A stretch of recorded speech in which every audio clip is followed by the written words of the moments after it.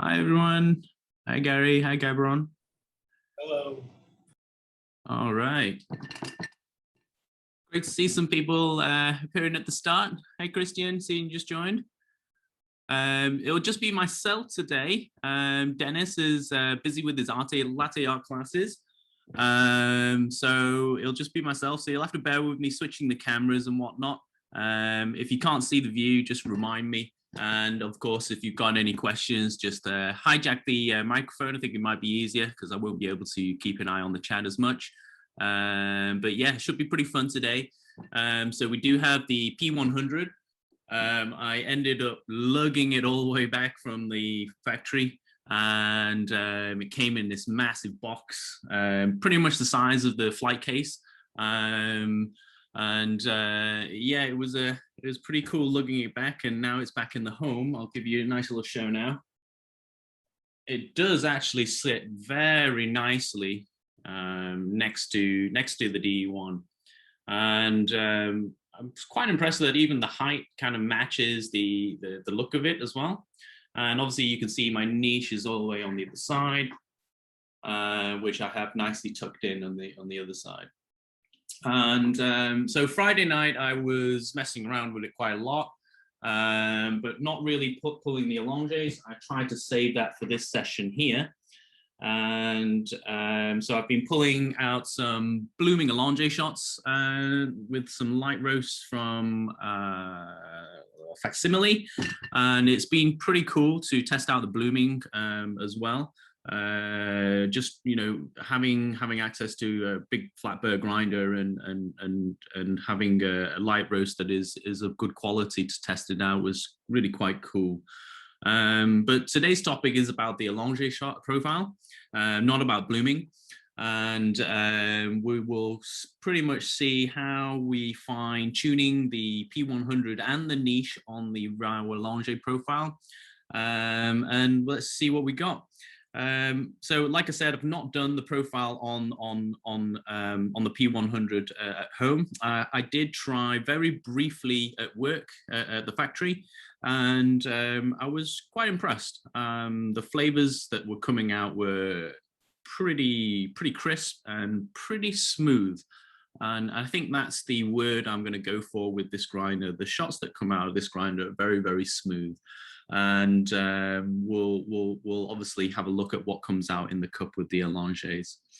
With the niche, obviously the niche is super good. I mean, I can't really say much against the niche for its price range and for what it does. And I really find it quite easy to find my grind and get a good result from it.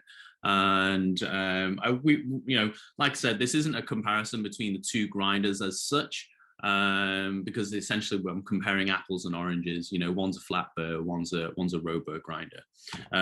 So today is mainly about what we find out with this profile, how we're going to set it up, and what differences in terms of the recipe you may find with using each of the grinders.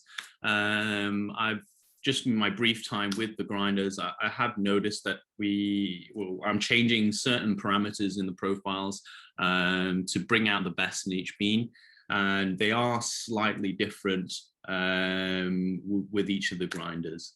So let's get to it. I've had one coffee this morning, so and it was a blooming Allonge, pretty good, and I didn't want to waste too many beans tuning it in, so it could have been better. And it kind of, again, with the mantra, wasn't going quite fine enough. Yeah, I think it's, I didn't want to waste the beans, so I didn't want to pull another shot with it. So let's go with the,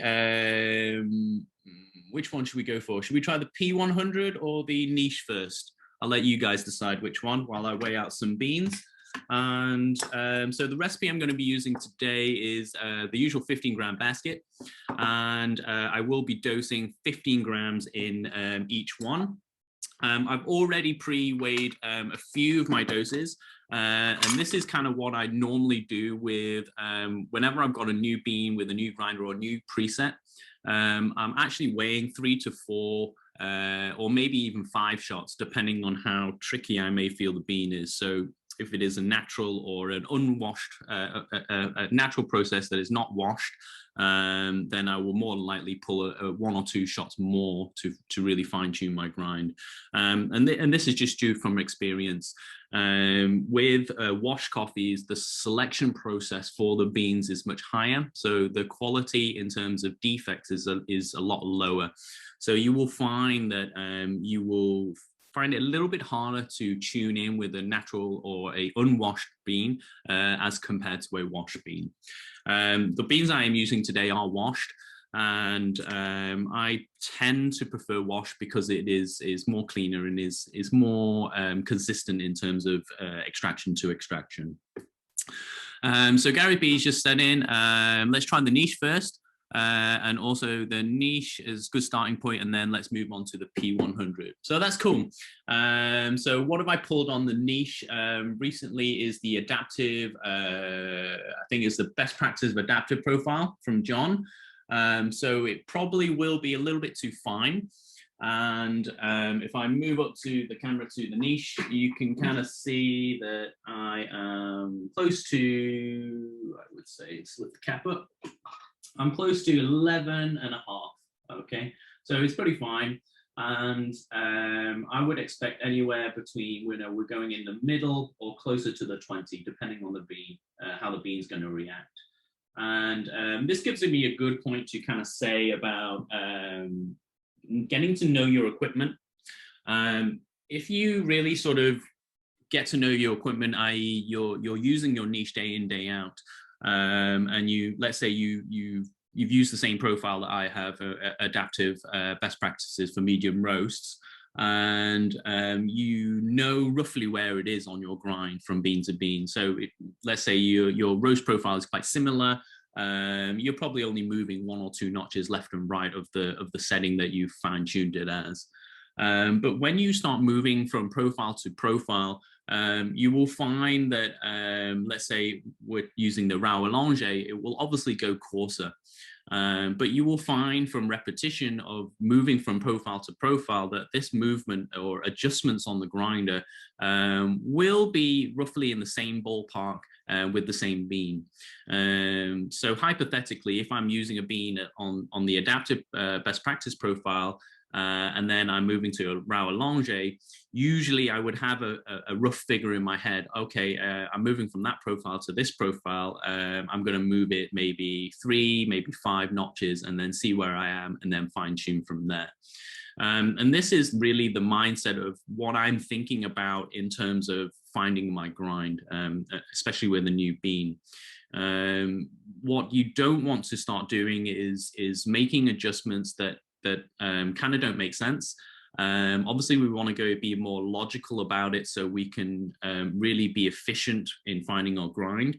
And this sort of making a mental note of switching profiles and roughly how much you're going to switch will really help you in reducing your frustrations, but also in maximizing your efficiency. So usually with the niches, I'm going about 3, anywhere to 5 or 6 notches coarser. And I say that with a range because it's not going to be set with every bean you will use. Some darker roasts may need a smaller adjustment as compared to a light roast, which generally utilize a bigger grind change when moving from presets to presets. So let's get to it. Let's start grinding out some beans. So 50 gram basket, and I've got 15 grams here. Do you guys want me to weigh out the beans as well to confirm my doses out? I don't mind doing it, and people obviously do it. But personally, I'm quite comfortable with what is coming out of the niche.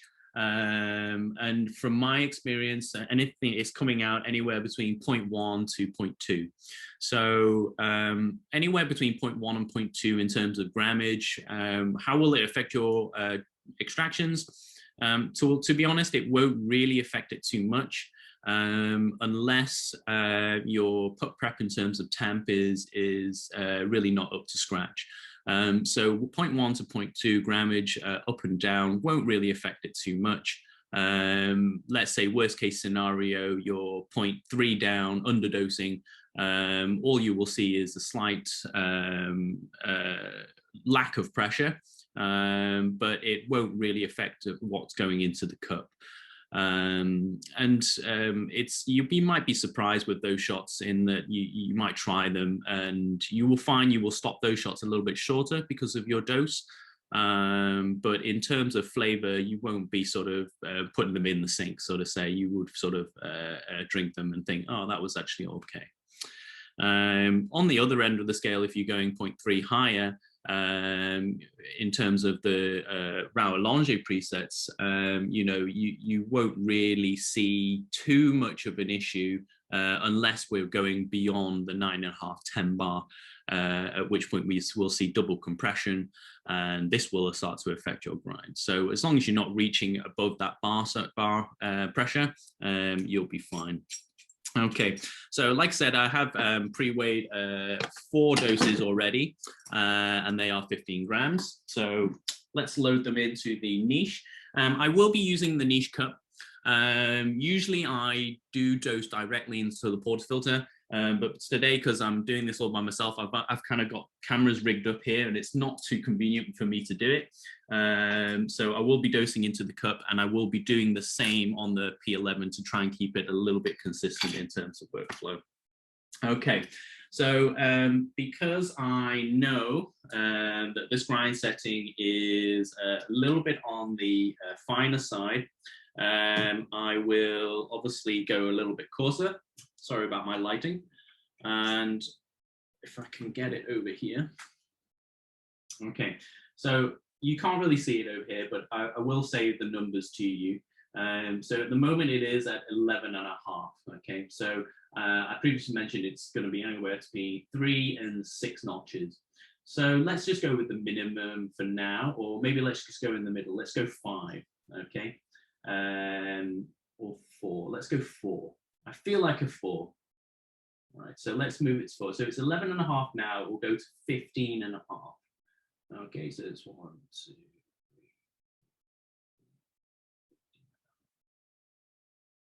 3. Okay.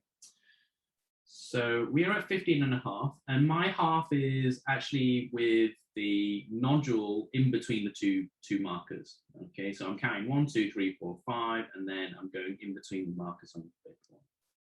Okay, so after I've set that up, I'm obviously going to put my beans inside, and there kind of is at the moment a little bit of a split between some people putting in the grinds when the motor is started, and or when you put the beans in and turned on the motor. Now, personally, if I'm really looking for quality in cup, I will actually start the motor first before I put in the beans. Now, this is just to standardize my own workflow, but also I've realized that if the motors have gone up to the RPMs that it is calibrated to, it is much more accurate in terms of the grind size particles that are coming out. And what you will find is that the grind size particles, well, on the niche specifically, if you are dosing this way, will be a little bit more coarser than the setting if you just turned on the motor and the beans were already inside. And that's quite an interesting point to note. Where would this be useful? If you're using your niche for a long time and your burrs are getting on the blunt side, this will enable you to grind a little bit coarser, but still find your shots to be relatively clean. So this was a nice little thing that I've found, and I've actually transferred this onto the P100 as well. Not from any experience that I have found, but it's just to keep my standardization of workflow and whatnot, what forth. So I'm just going to have a look on the questions now. I see some things. Great list being batch point for some maximum coffee goodness. No need to weigh out on the niche, assume cavities fill out first. Okay, cool. So we will dose and then not reweigh on the niche. I think we're all quite comfortable with the niche's characteristics, and I think it's pretty safe to say that the niche 0 is very adequately named niche 0, as in zero retention. And ooh, hang on, I've got to plug in my niche. That's not a good thing. Hang on. Okay. Sorry, I ended up changing some of the plugs for the cameras and all that. So, and some of the cables didn't reach. So, but we're all good. So we're just grinding out that now on 15.5, and I'm just going to dry my portafilter. Now I do like to let my niche run out until I can't see anything, and I actually give it a little knock, like as if I'm knocking on a door. And I found that it does spew out the remaining grounds that are close to the dispersion hole. I do give it a bit of a shake. I find shaking is quite good. One, it releases all the grounds on the sides, and also homogenizes your grounds. But also when you put it back into your basket, you're not going to get this massive clump in there. Obviously, you're going to use the puck rake, but with the puck rake, you want to just reduce the amount of workload you have. So if I can get, which camera have I got? I don't know if you can see this, but I have my grounds here. Okay, so they are pretty fluffy. At this point, obviously, you can see the mass on one side. Now, I usually just give it a little tap tap here with my palm. Okay, so my tap tap is like this. Okay, and then I just give it a little wiggle. And after the wiggle, you'll find that it's kind of almost gone quite flat. Okay, and the work I have to do with my WDT is quite reduced. So you don't have to do this motion. But I find that if you are reducing the amount of WDT you are doing, obviously it's going to be quicker in terms of your workflow, but also you minimize the, how to say, you're keeping things simple, so you're not touching it too much. Sometimes doing too much can be detrimental in that, let's take deep WDT, for example. Some people find that if they do deep WDT, but are doing it too much, they actually cause channeling. For whatever reason it is, in terms of why they are causing channeling, we don't actually know. But I kind of like to use the playing cards analogy. You know, if you shuffle a deck of cards too much, I think it's beyond 4 or 5 goes consecutively, the randomization of the cards is not as it won't be as random anymore. And I think that's what is happening with when you're trying to re-homogenize your grounds, you're sort of stirring them too much, and perhaps the fines are congregating at the bottom and not being mixed in enough, and therefore the stability of the puck is not great and is causing channeling. But for whatever reason, sometimes the rule of thumb of keeping things simple is sometimes actually better. So okay, so we've just done the normal tamp. I do a double tamp. I don't know if anyone noticed that. I've just said about simple things, obviously, but why do I do a double tamp? I've just found from experience it's much more consistent, and my puck integrity is a lot higher. If I do use a single tamp, my margin for error is a lot higher. I'm pretty much putting all my eggs into one basket and just tamping once. But with the second tamp, you just have that safety net. You're polishing the top. You're creating a great foundation for pre-infusion to happen. And obviously, if you increase the puck integrity, the quality of your shot will be better because the chances of channeling will be a lot less. So that's the way I like to do it and explain it. Usually, if you are doing single tamps, shorter ratios are better. If you obviously doing anything beyond 3 to 1, I would start recommending using techniques that increase the puck integrity. So whether that be tools, in screens, or a second tamp, it's up to you. And I would say use whatever works with your workflow. Okay, so we have the Rao Allongé profile on here. I've loaded the basket up, tamped up already, and I've not changed any of the temperatures or parameters. So if I feel we need to change something, we'll change it now.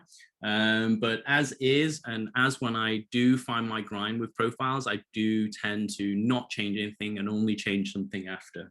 Okay, so let's see what we get. And so this is Rao Allongé, nothing changed, with a very light roasted bean. I think it's African. I need to look it up. I'm tasting a lot of tomatoes, oranges, and grapefruit in this, which is super cool.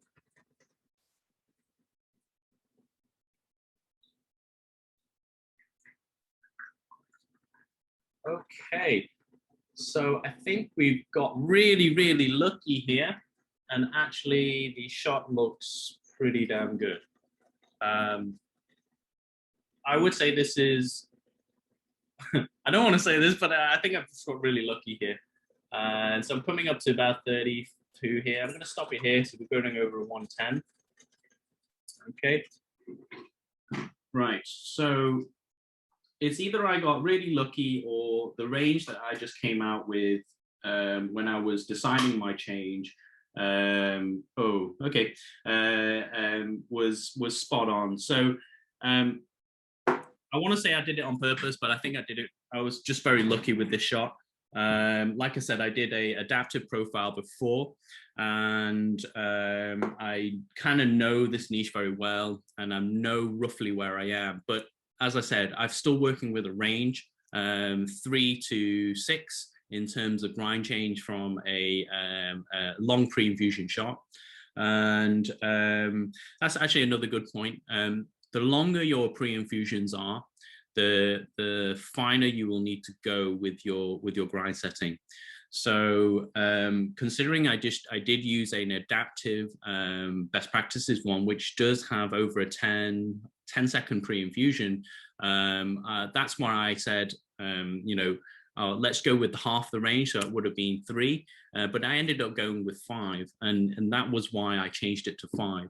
So I want to say I got really lucky, but in terms of why that shot was successful, now that I've gone through it in my mind, now makes sense. And it's due to the longer pre-infusion shot that I was using that warranted a finer grind than normal. And well, in terms of what I'd like to use, normally I use shorter profiles, so my grind is actually not as fine as that. But I just wanted to try this profile this morning. So yeah, so this was pretty cool. I'll go fill in my D1 in a minute, and hopefully the shot graph will still be there. But I don't know if you saw that it did actually reach up to 9 bar and then gradually tone down. Okay, so what we'll do is I'll take a sip of this first and see what it's like. So the smell is great. Very rounded, and you know when you smell a shot and you kind of, I do this with Americanos a lot to see if the shot on the Americano was under extracted or over extracted, and this came about when I was obviously QCing a lot of coffees and smelling people's Americanos, and with the smell you can kind of tell alone if the shot was under, over, or just right. And this is kind of more on the under but just right category. Why would I say that is because the smell is very sweet, but I have this sort of reaction in my nose, and that's the acidity tartness coming through. Okay, and it's the fruitiness of the grapefruit that I was mentioning before that I was tasting that's kind of tantalizing my nostrils. Okay, but the sweetness also tells me that it's got a good TDS strength. Okay, so when you have sweetness as well as tartness involved, what we are looking for is the sweetness to balance out the tartness. So that's what I'm looking for in terms of longer ratio shots. Are they really balanced? And is my sweetness balancing out the acidity, especially in the light roast? So this is actually really delicious. It's a little bit on the hot side, so the flavors haven't opened out yet, but it's already got me sort of going back to it. So the acidity is really juicy. And I'm getting a lot of floral jasmine at the moment. So hopefully the fruits will come out later on. But let's go and fill in my water tank so we can go review the graph and see what we can gather from this shot. So just bear with me a second.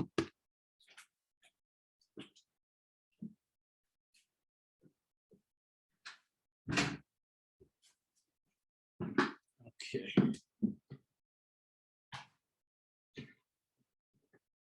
So while I'm here, I'm just going to actually empty my water tank as well. Sorry, guys.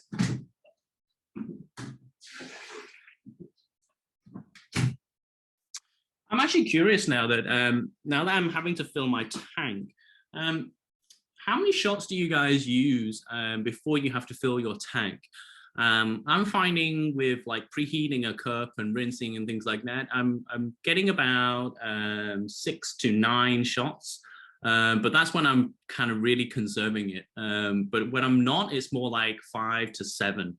So how many shots are you guys using before you fill your tank? I'm really curious.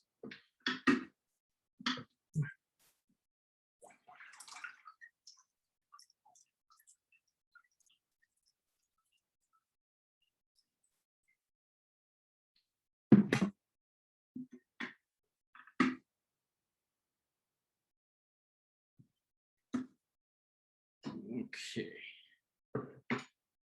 All right, so we can see the graph again. Thank God it didn't disappear.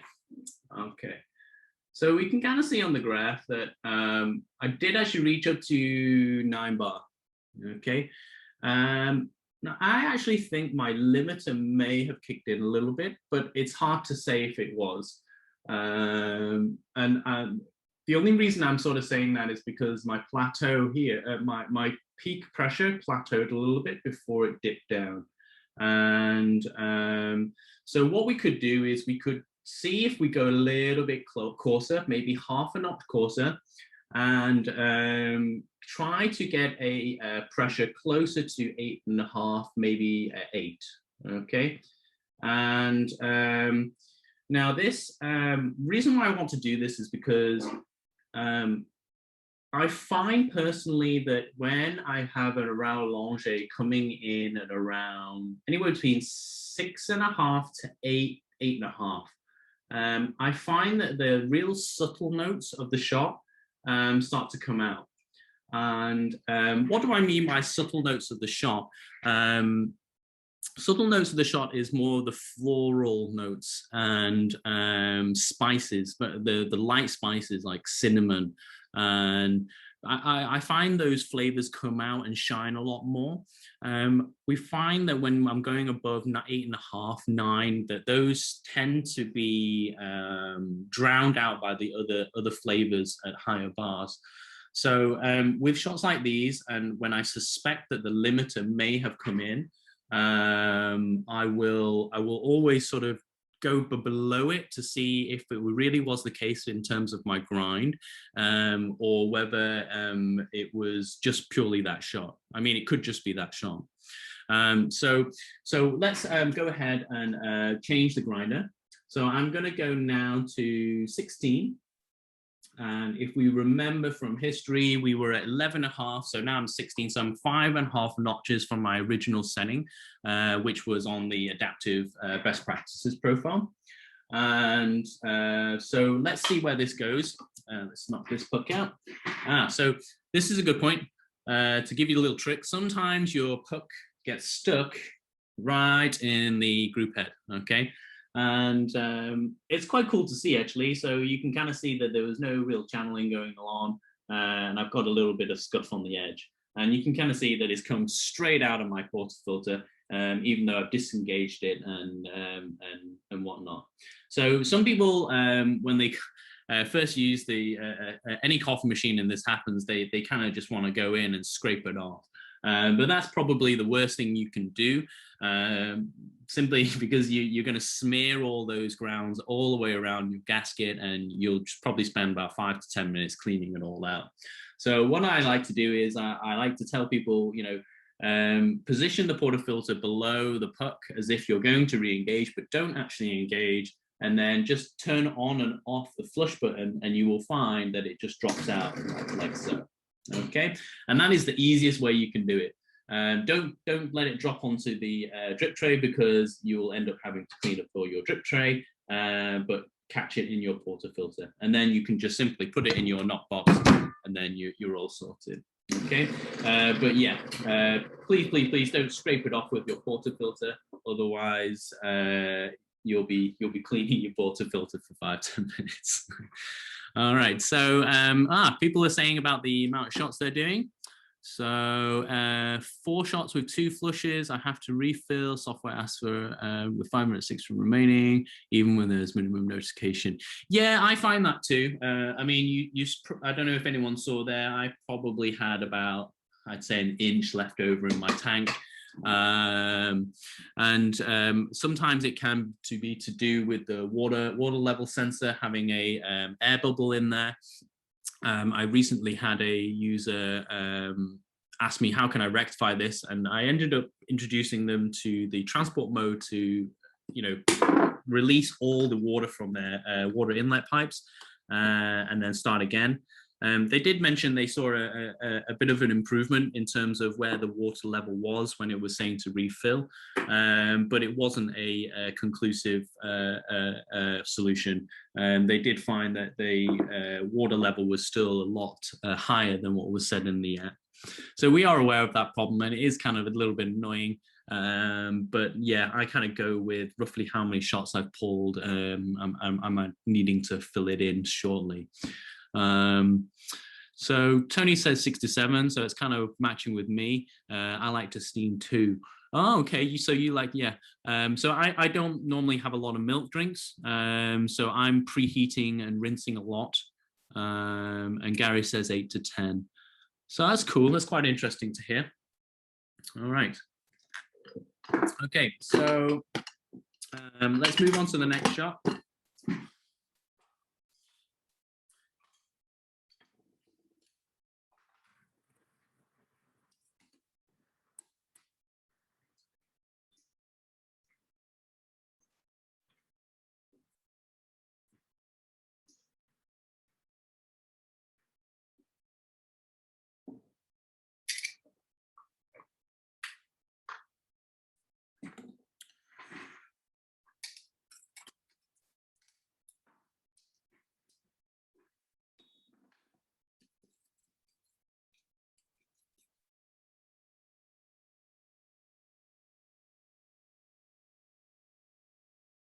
So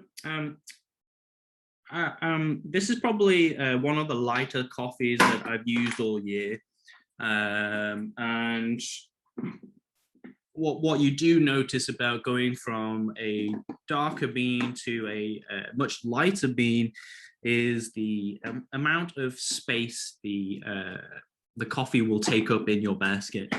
And so I've noticed with the niche, a lot of the coffees, if I can get a better angle, a lot of the coffees is, especially the lighter roasts, sit very low in the basket. And I think this is a good point in saying that even, let's not count the expansion of the puck, but just by viewing this alone, you can kind of see that you can get away with up-dosing your doses with the grounds from the niche. We'll obviously have a look at the grounds with the P100 in a moment, but this is one of the observations I've really seen in terms of differences between the grinders. Where are my cups gone? Let's just use this for now. Okay, so here. Okay, so not change anything again. We've just changed the grind setting to half a notch.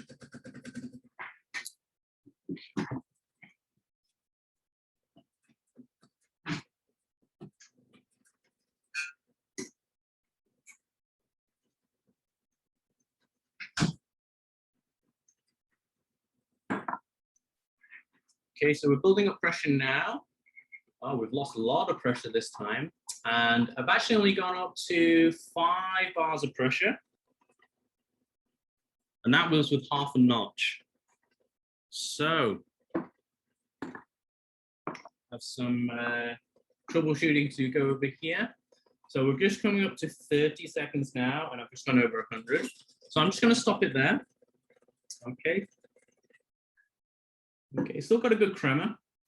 But yes, so just on the smell of this alone, if it smells a lot less sweeter, but it also has this sort of chalky taste I'd like to discuss. So before, when I said you can smell the sour, which kind of reacts with your nose, and then I was smelling sweetness, which sort of balanced it out. Whereas this one, it kind of still tantalizes the nose, but what is happening now is that because it's not got that sweetness, it kind of has this sort of chalkiness to it. So how can I describe it? It's like soy milk, unsweetened soy milk. When you smell that, it kind of smells sort of starchy. And that's kind of what I'm smelling from this. It's not sweetness, it's kind of starchy. So this can be accounted for the lack of pressure that was exhibited during the extraction. And what this has done for the components that you've drawn out into your cup is that it's obviously the sweetness has not been able to come out. And what we have got is the acidity. Oh yeah, so it really is quite sharp. This is more in terms of grapefruit pith instead of grapefruit. Some people get confused when they think that the flavor has changed. My viewpoint is that the flavor has not changed. The flavor was always there. It's just that other things are there that change, well, that affects the way you taste that taste. So now instead of grapefruit, which I mentioned before, I now have grapefruit pith. And where that grapefruit pith comes out is because I've not got any sweetness. So the grapefruit pith was always there, okay? But now it's like a case of finding our grind either by changing the grind again, or possibly by updosing a little bit, as I've mentioned, that there is enough room in the basket. And the goal for changing these parameters is that we want more sweetness. If we do this change in terms of grind or by dose, and we're still finding we're getting a similar cup, then we can kind of look into temperature, okay? I mean, we can kind of look into my first shot. Because I was talking too much, my basket cooled down and the temperature was not as high as it was with this shot. Or I could say my portafilter was locked into my basket a little bit longer than my last shot, and that's why the temperature was higher. Therefore, we need to adjust the temperature.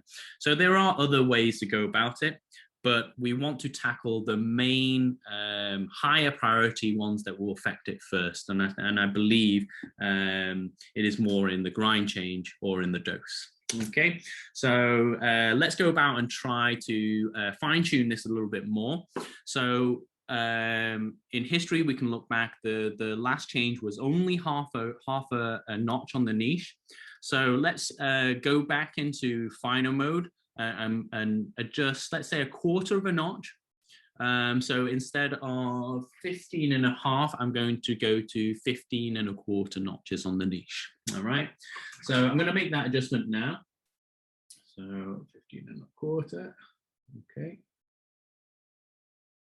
And even though that this doesn't sound like a lot of difference, let me just explain the logic behind this. Obviously, when we put a blind portafilter in the D1, it will generate pressure without any issues, unless there is an issue with the machine. Touch wood, okay? So if we don't use a blind portafilter, what is generating the pressure is the puck inside, okay? So the puck resistance is dictated by its grind size particles that you're using. So if we are grinding finer, there are much smaller and the chances of having large spaces in between those smaller grind size particles is less, and therefore it generates more resistance as the DE1 is pumping water, and it generates the pressure. So pressure is tied in with flow rate. So with this profile, we have a set flow rate of 4 milliliters a second. So our goal is to match the grind setting to gain a 9 bar peak pressure with a 4 milliliter flow. Okay, but with pressure is related to flow. Once you change your pressure, it also changes your flow. But in this case, because it is a flow-based profile, any change in your pressure will exhibit a large change in flow. So that's essentially what we've seen in these two shots side by side. In just half a notch, we've seen a 9 bar, potentially a higher than 9 bar extraction, all of a sudden lose 4 bars of pressure to 5 bar. And that's with half a notch. So in theory, if I adjust half that notch, I should gain an extra 2 bars of pressure. This is all in theory, okay?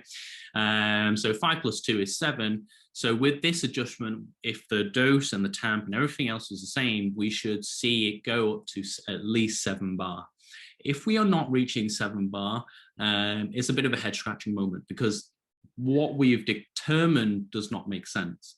If it goes over 7 bar, we could account it to perhaps a stronger tamp, perhaps more than 0.4 grams coming out of the grinder. But I think it's safe to assume that if your put prep is quite standardized, and your grinder, you're using techniques that you're turning it off at the same time rather than you hear the noise change and then you turn it off, but there's still quite possible lots of grounds in there. It's not very likely that it is the 2 reasons that I just explained prior. It's more likely to do with the grind setting and the pressure involved. Okay, so let's see what we get. We've got another 2 shots pre-dosed up. Obviously, if you've got any questions that I've just spoke out, feel free to ask while I'm doing this prep, and I'll get back to you after we've done the shots. Okay, so.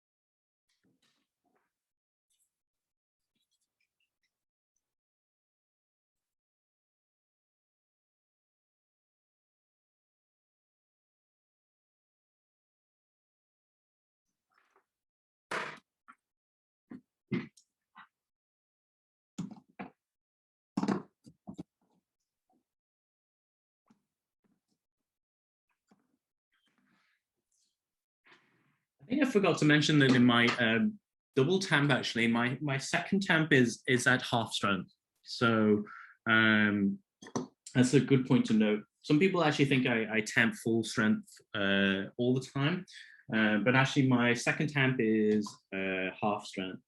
And the reason why I do a half tamp and the second after the full strength tamp is after you've compressed your puck, the puck is actually really fragile. So any movements, any knocks you do has a high chance of creating a hairline fracture. Even if you can't see it, it will be there. So that's a good look at it. So only difference is now a 1/4 notch difference on the grinder. Okay. If I can get it closer up to you to see this time around.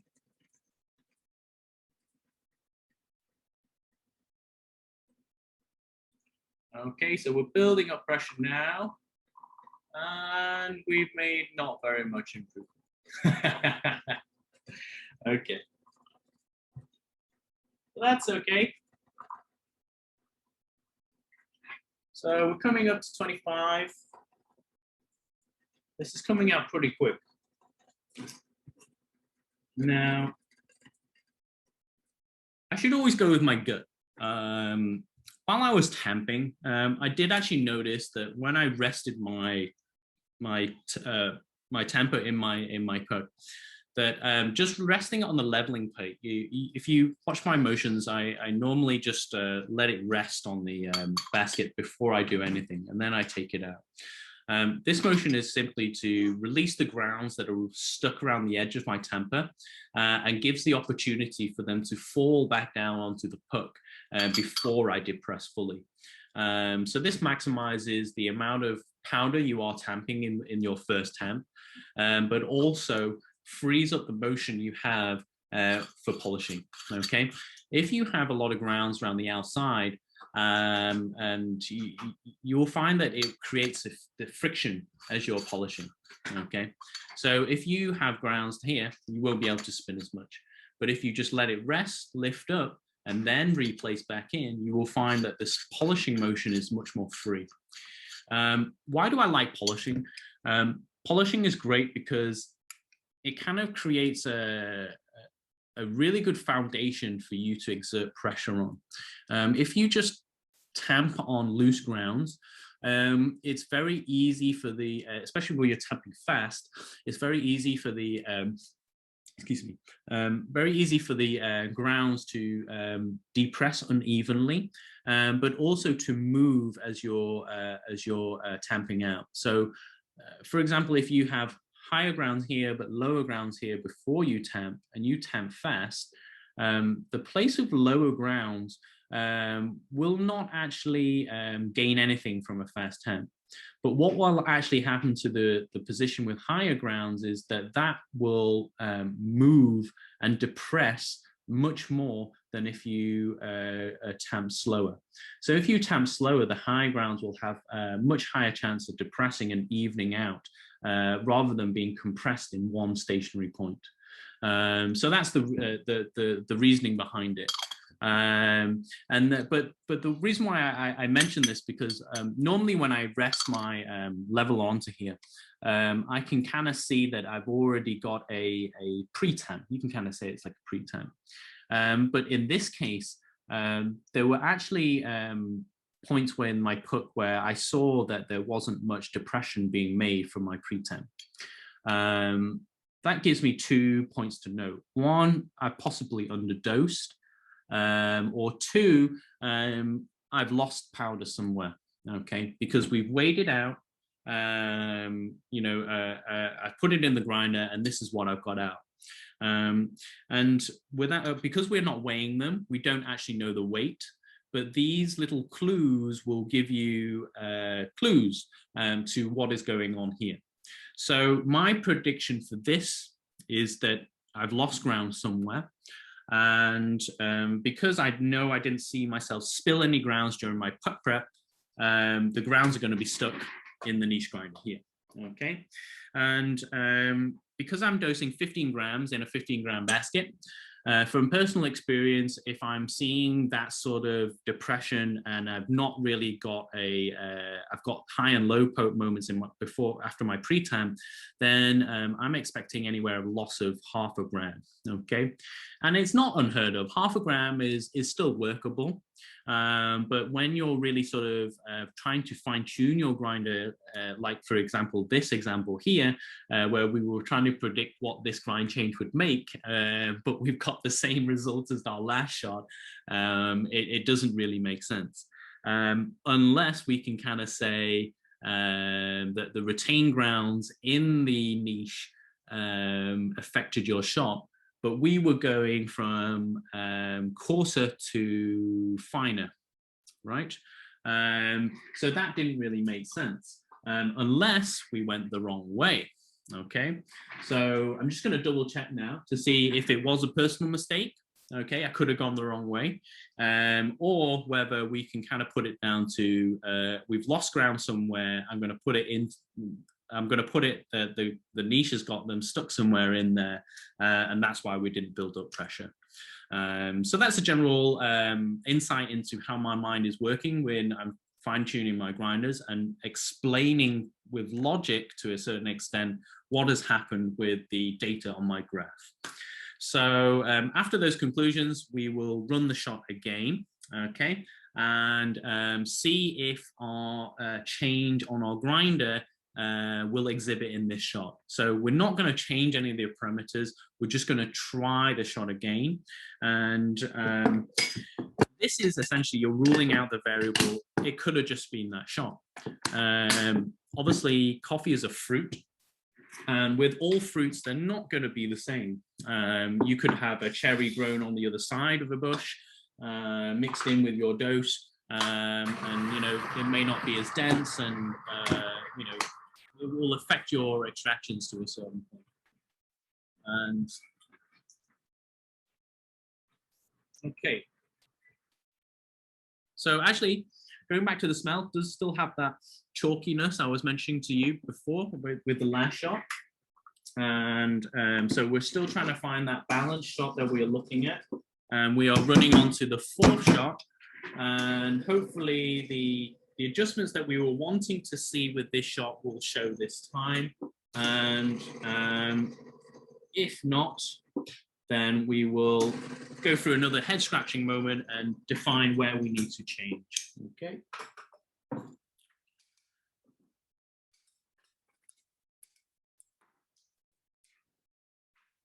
Okay.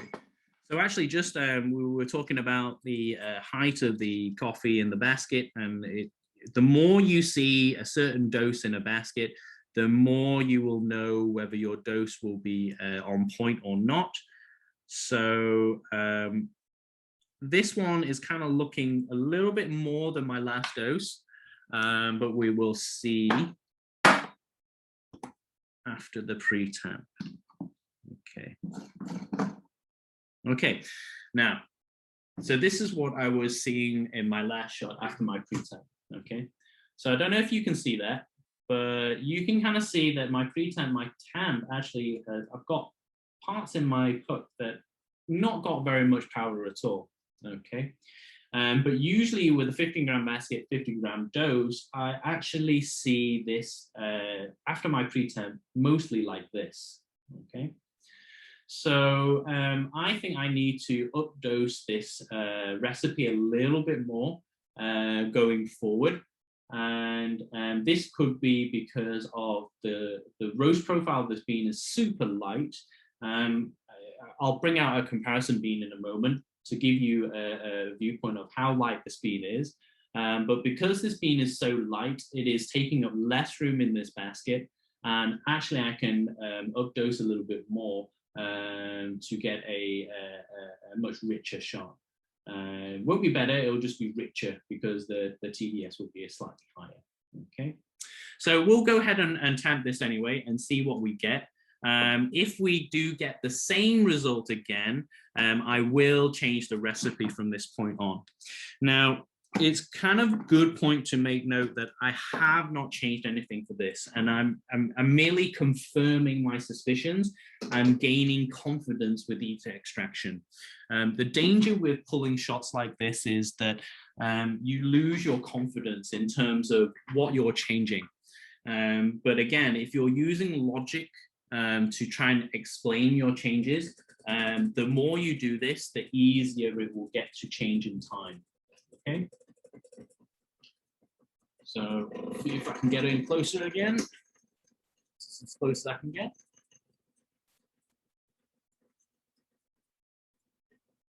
Okay, so building up pressure now. Wow, so we've gone up to 7 and a bit bars. Okay, so this is more in line with what we are wanting to see. Okay, and oops, sorry. So we're coming up to 25 seconds now with 80 seconds in the 80 milliliters in the cup, and I'm going to stop this around 30 seconds. So I'm going to stop it around here. Okay. So this is actually what I wanted to show you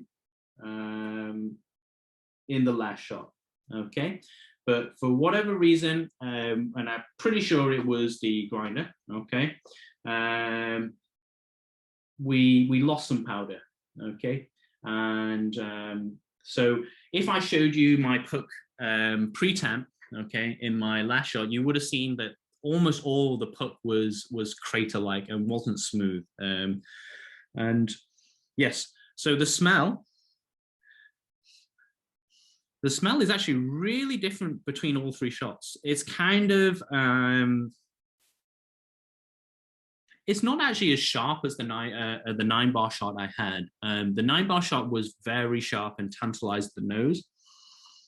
This one doesn't really tantalize my nose as much in terms of the sharpness and acidity, but has something in there that wants me to keep coming back and smelling the shot. Now, that always says to me that I've got a really good extraction because the shot is smelling complex. And when shots are complex, it means you've drawn out a lot of the flavors within the bean.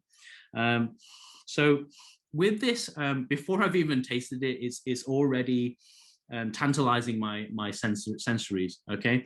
And that's really what the Allonge is about.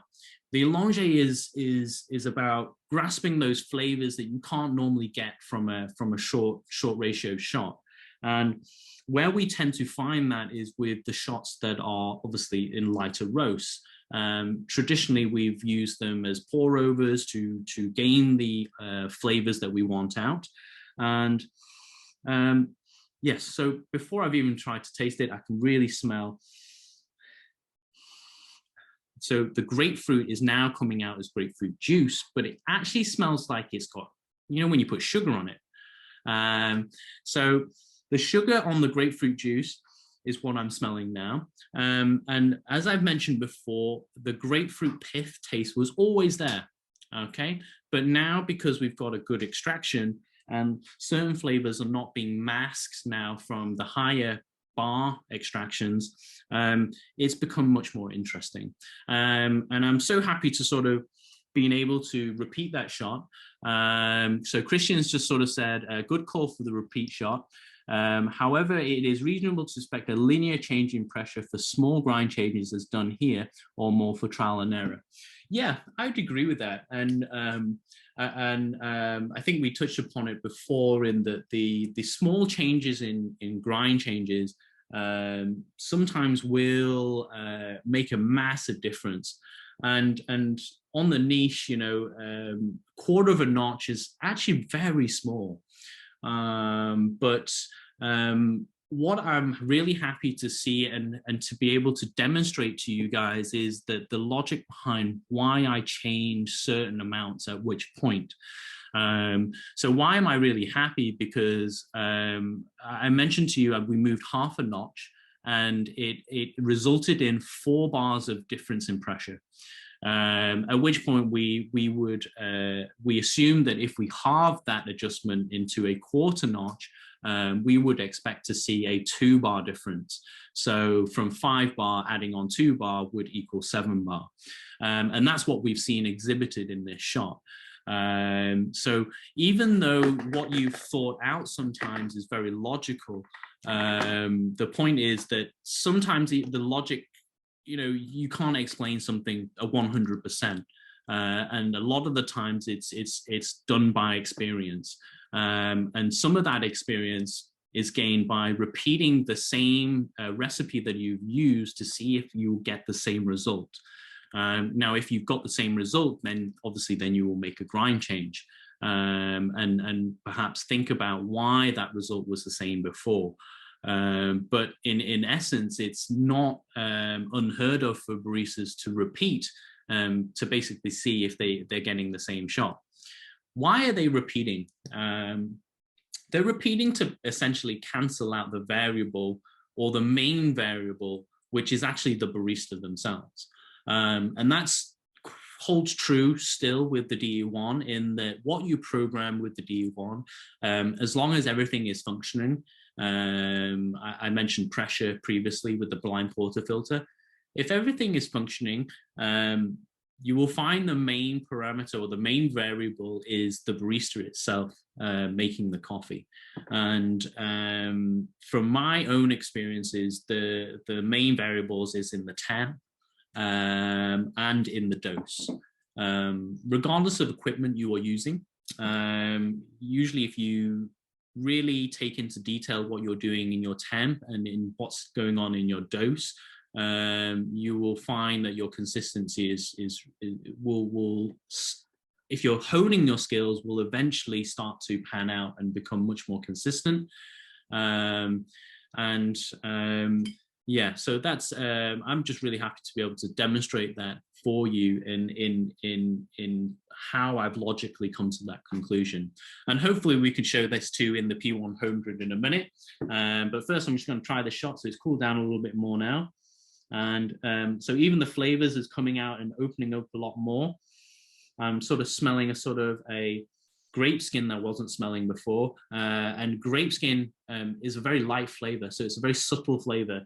So hopefully the subtle flavors are really opening out now.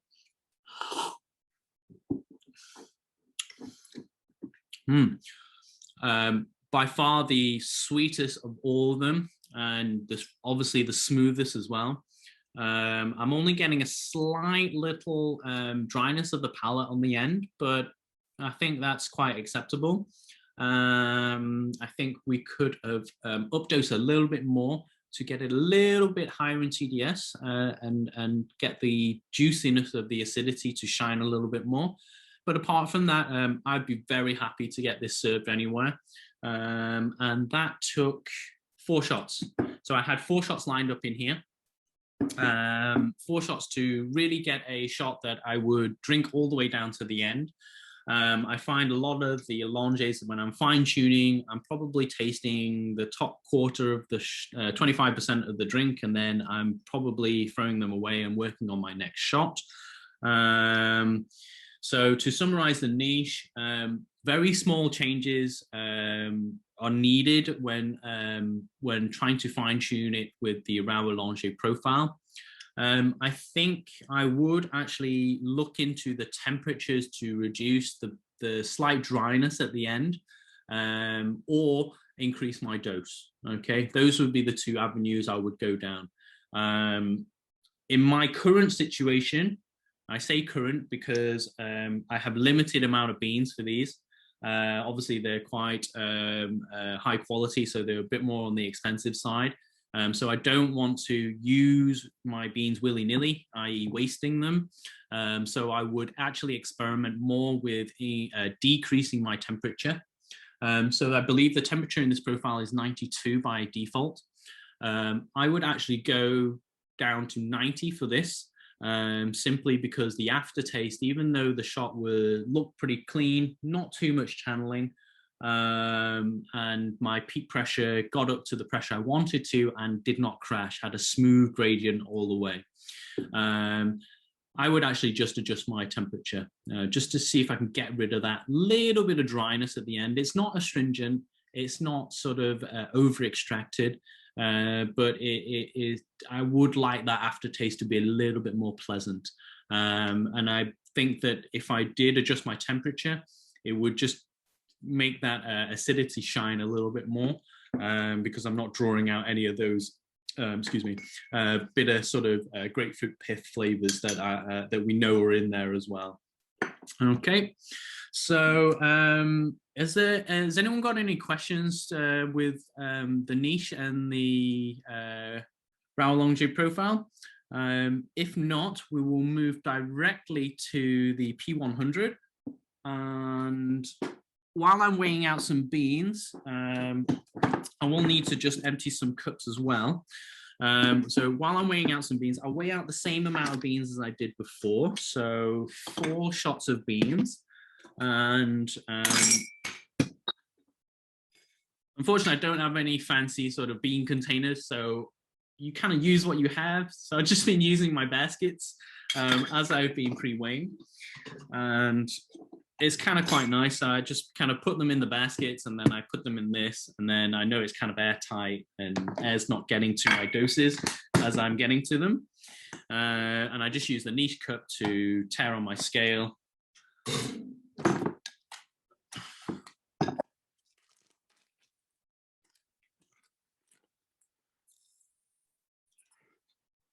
So 15-gram doses, 4 of them all coming up.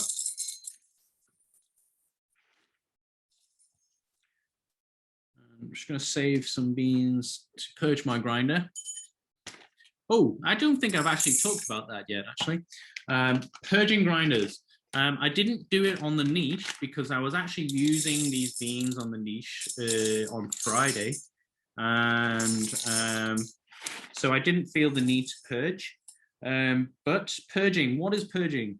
So purging is when you use around a very small amount of beans to just grind through your grinder. We're all sort of aware of retention and how retention can affect your dose, but rarely do we talk about the retained beans inside the grinder and how it affects your dose, your cup. We all know that freshly ground coffee is much better than pre-ground coffee. So without going in lots of detail, that's essentially what you're doing. You're preventing those oxidated grounds going into your cup and taking up valuable dosage weight. So already if your beans are oxidized, either they're from the day before, or you may have been out of the house and you've got some stale coffee inside your grinder, you may actually find that the first shot or two will have those oxidated shots flavors coming through.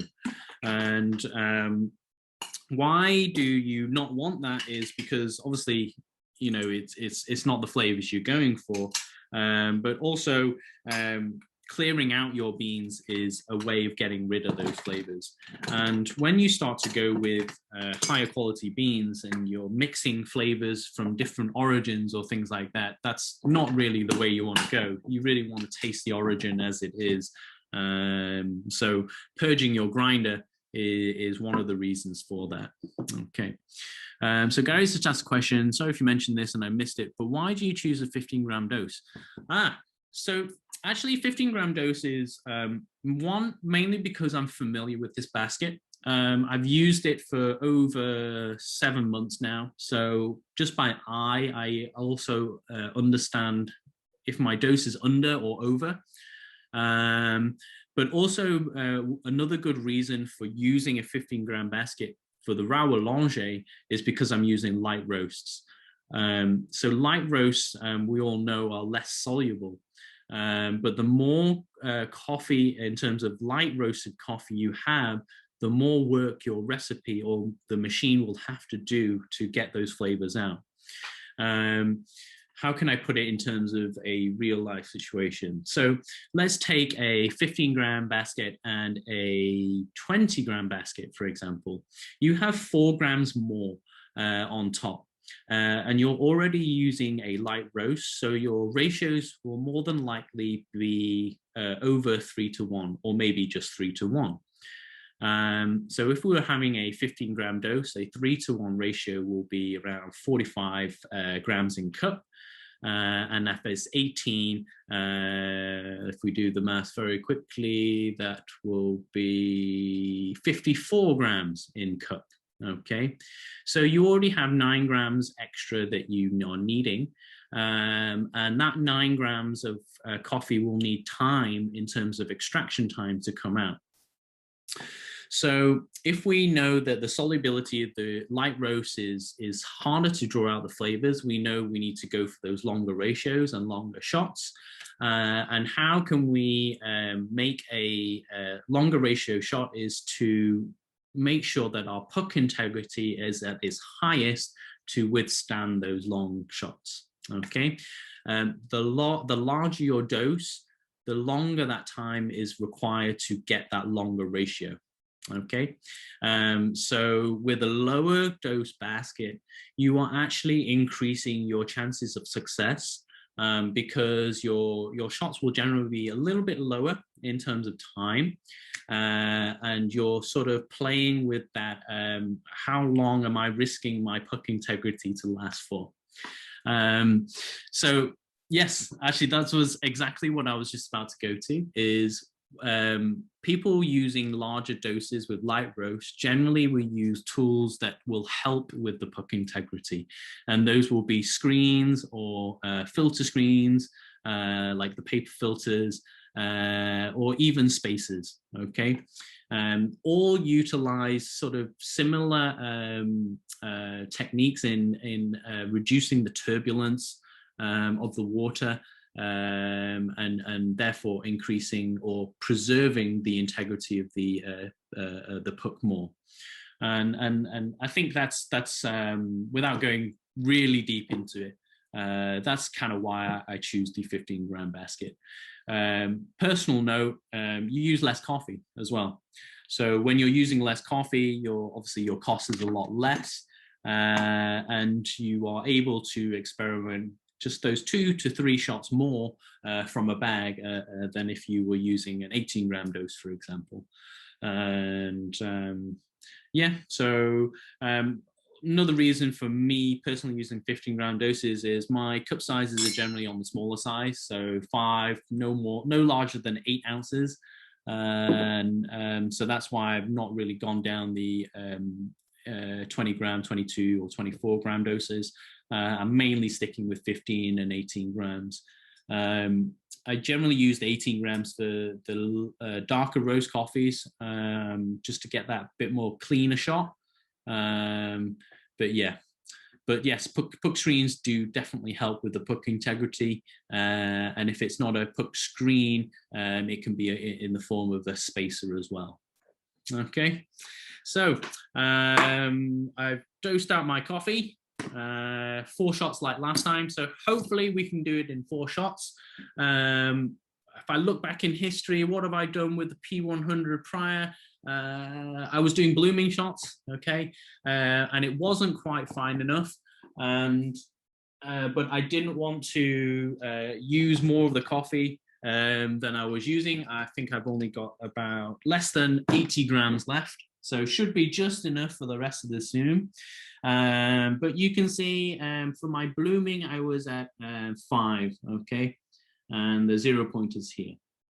So I do still have room to maneuver, so I could have probably got a very good shot within the next shot or the shot after, and I think I would have gone 1.5 notches, a little bit more finer. But as sticking with the topic, this is about Rao Allongé, and I did previously do a Rao Allongé in the factory, but with a different bean. I believe it was a Colombian, and my Colombian Rao Allongé was around 1.3.5. Okay, so because I've not got much experience with this grinder, with this profile, I'm actually going to go to where I have familiar ground, and we'll go directly to 1.3.5. Okay, so 1.3 meaning 13.5. Sorry. Okay, just to confuse you guys even more. So I'm actually going to put it to here. Okay, so I'm going to make that change now while I have remembered, and I've just actually unlocked it. So I do need 2 hands, so bear with me a second while I retighten the grinder and make my adjustment. Okay, so 13.5.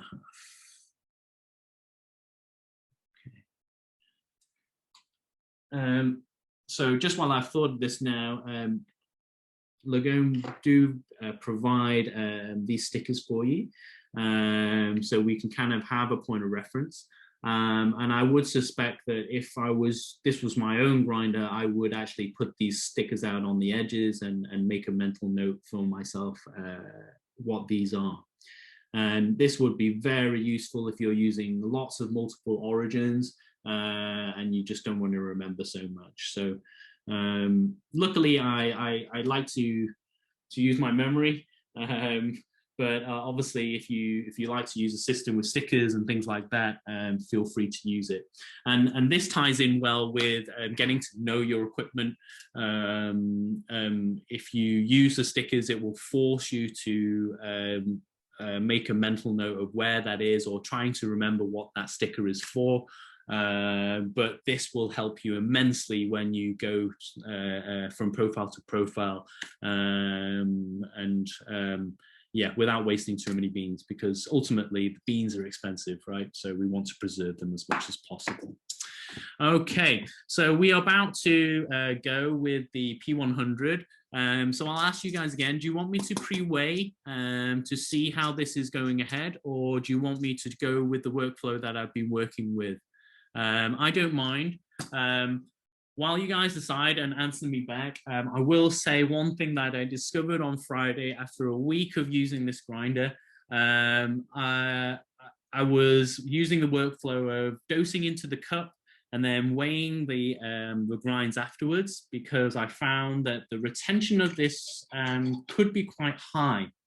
But when I took this home on Friday night, I thought, okay, I'll just check out a few videos and see what everyone else is doing with their workflow.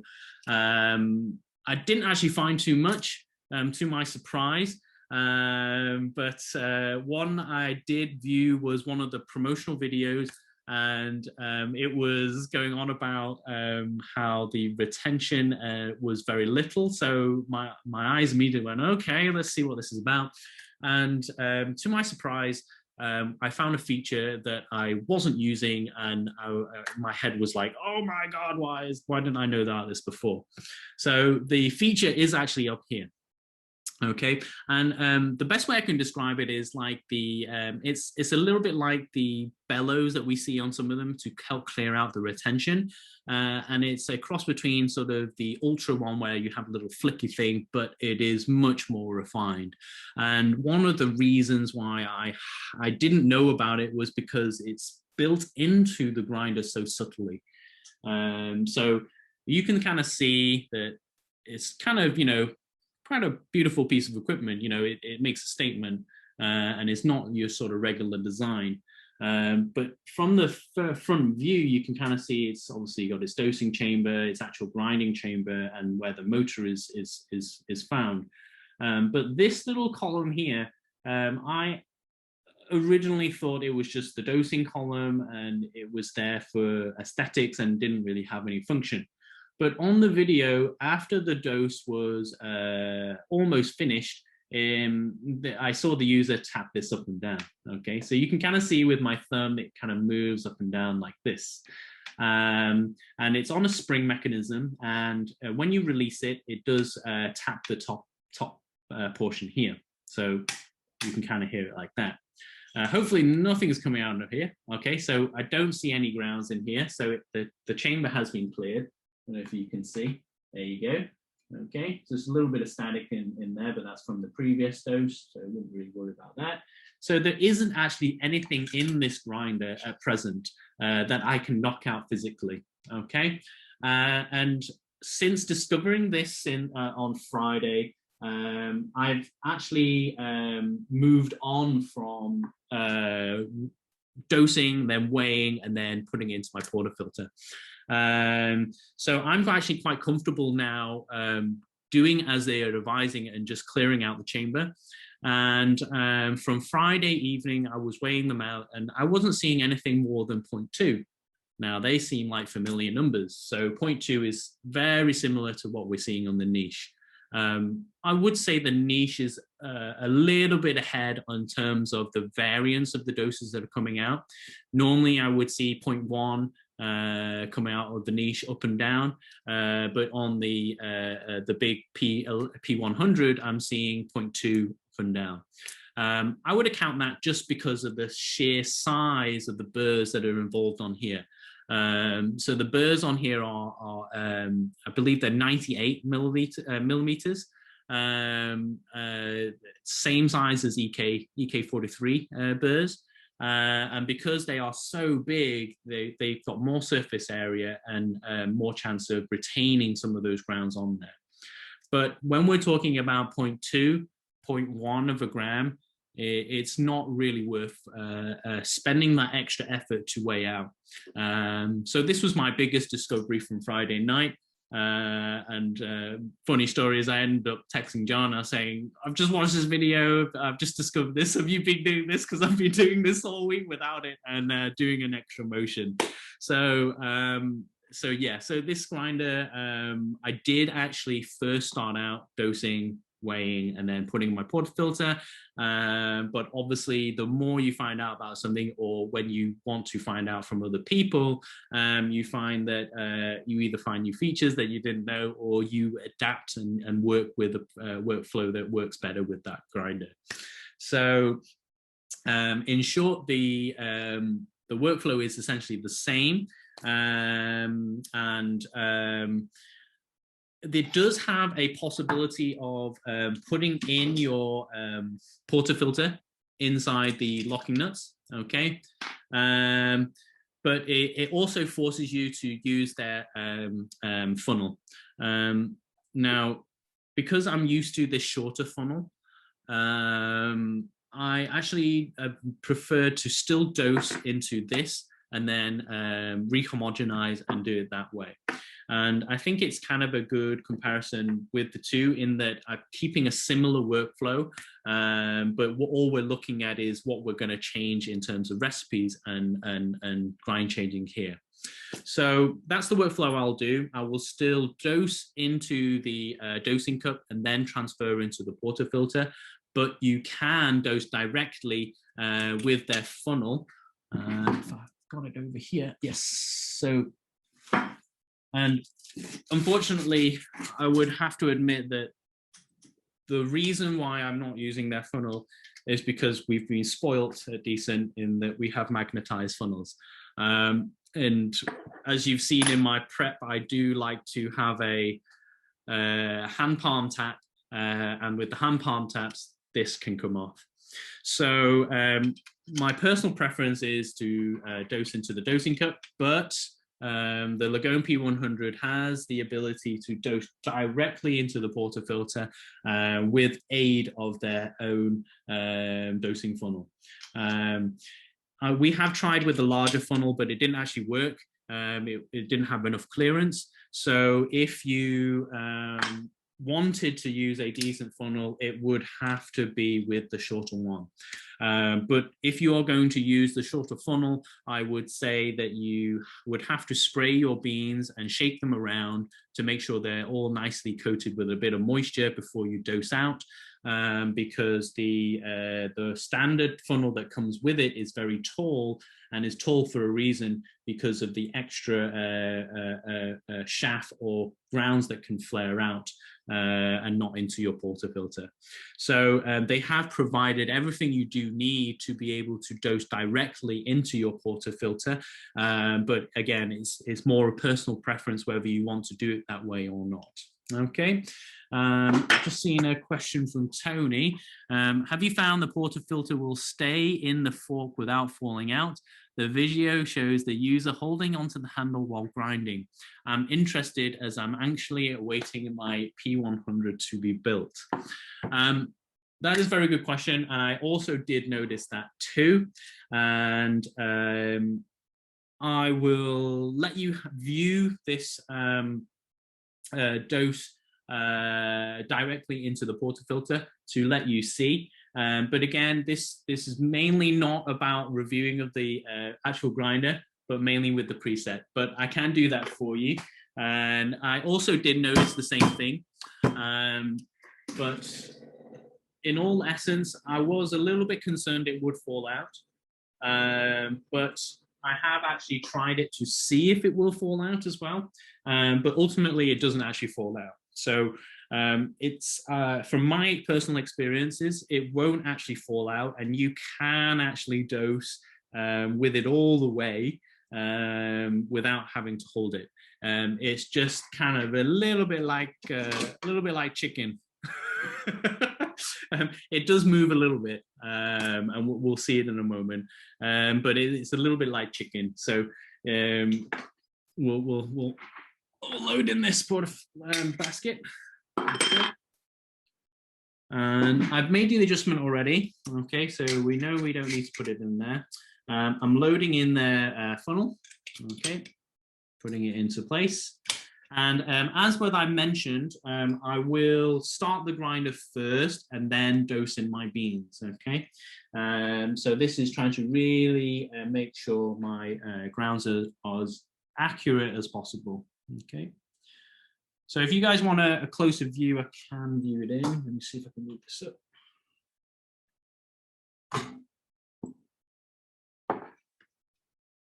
Okay. Well, that's facing me, might not help. Okay, so I'm going to turn on the grinder first and then dose in. So I'm going to turn on.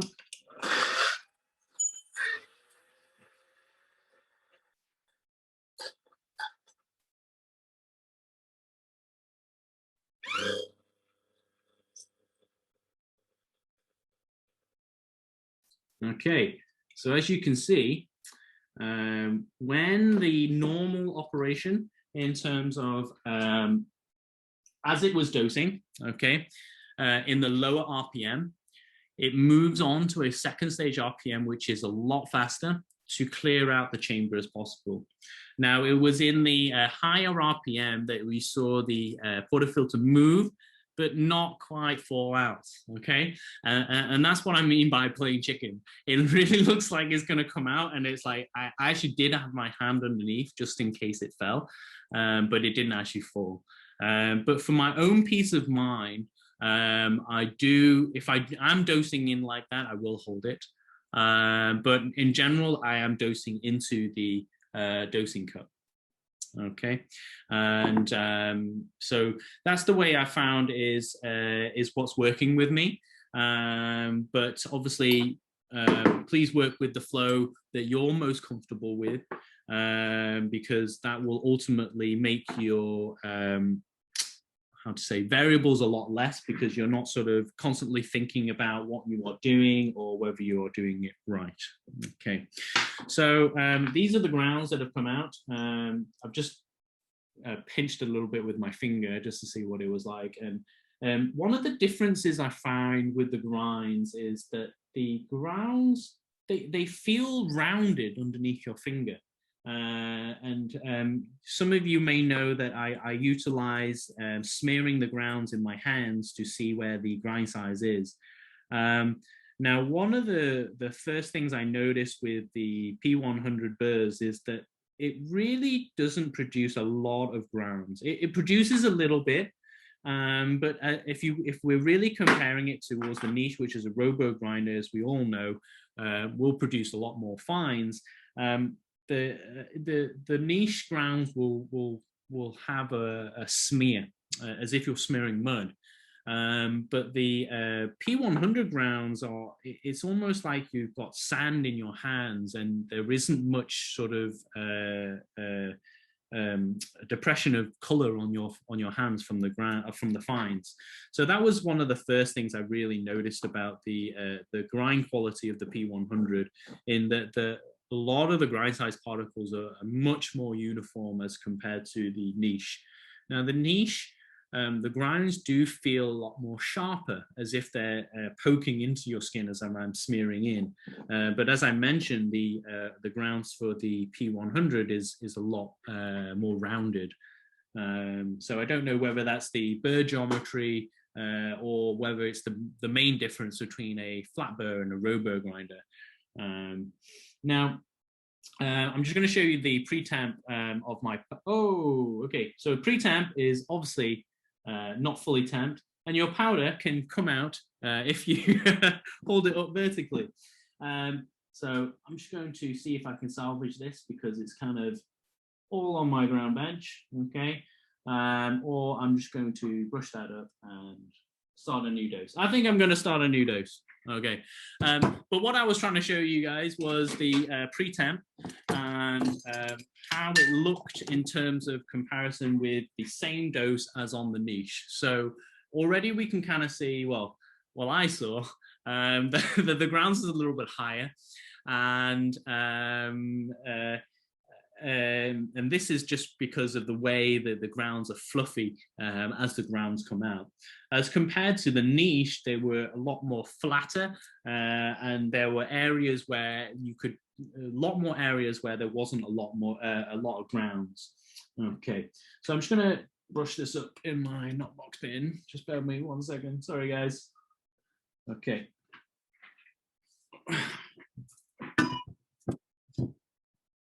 All right, so I'm just going to have a look at these questions, like having a nod. Okay. Have you found the portafilter state? Oh, yeah. So we've kind of answered that one, and it will. Yeah. So essentially, it will, but it's a little bit precarious. Okay. So this time we'll dose directly into the dosing cup. And just for the sake of interest, if anyone wants to know, I will weigh this one on the way out. And because I was filming and also with one hand underneath the portafilter, just in case it dropped, I didn't actually press down my the spring on the dosing chamber. So I guess we can kind of see how much is retained without using the dosing knocker. Okay, and I can already see a few grounds come out. Let's just make sure there's no more. Okay, so I would say there is about 0.2, maybe 0.3. No more than 0.3, okay? All right, and so this was retained in there without, from the knocker, okay? I'm not sure what the official name is to it. I'm just gonna call it chamber, I don't know, dosing chamber clearer. It's a bit of a mouthful. Okay, so so this time we'll use the dosing cup, and then we will use the chamber clearer, and also try to confirm how much we've got in. So we do have 15 grams here, plus or minus 0.1, but most of them were 15 grams. So we shall see. Turn on the rhino motor first before I put in.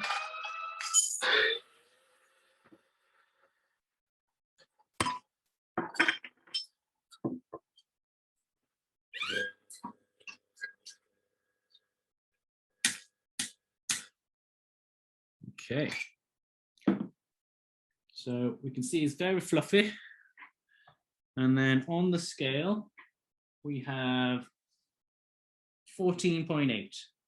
okay, so if I had 14.9 in there, I've just lost 1 gram, 0.1 of a gram. Okay, if I had maximum dose 15.1 grams in there, I would have lost 0.3. okay, so this is great news in terms of minimizing the amount of things you have to do with the P100, which is much like the niche, and why we all fell in love with the niche, especially as beginners and as people who had experience with coffee before, simply because we can really sort of have reassurance that our doses are on point and they're not going to affect our consistency too much. Okay, so like with the niche cup, I'm giving it a shake, and immediately I noticed the weight difference between the two.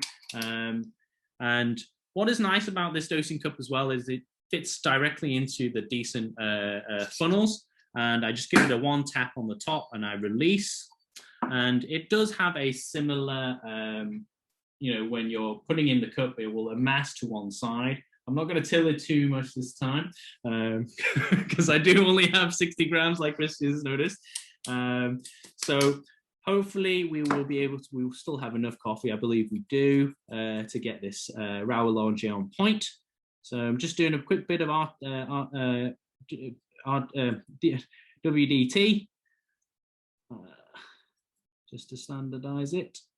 And it looks like I have a little bit less than I did last time. So perhaps in the last dose, I had a little bit more in terms of powder. Oh, I know where it's come from. Okay. So remember how I said I was going to purge the grinder? I actually put in 3 or 4 beans in there, but I didn't actually purge it. So those beans that I put in to originally purge the grinder actually came out in that dose. Okay, so if anyone did see the my pre-temp, okay, it was a little bit better than this one.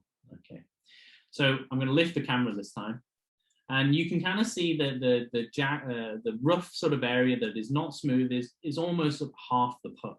Okay, whereas before it was probably only about a third. Okay, and I will account that to the beans that I was meant to purge out in the prior shot. But if we compared this to the niche at the same dosage, we can see that this seems higher in the basket already, and this is confirmed with the pre-temp.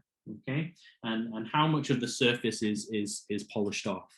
So I'm going to go ahead and temp this coffee, and we will see where this grind setting is on the P100. Okay, so I am double temping, and obviously the second temp is half strength. I have one more cup here that we can use. So this is the first shot on the P100 on an unknown bean. It'll probably most likely be a gusher, but we will see.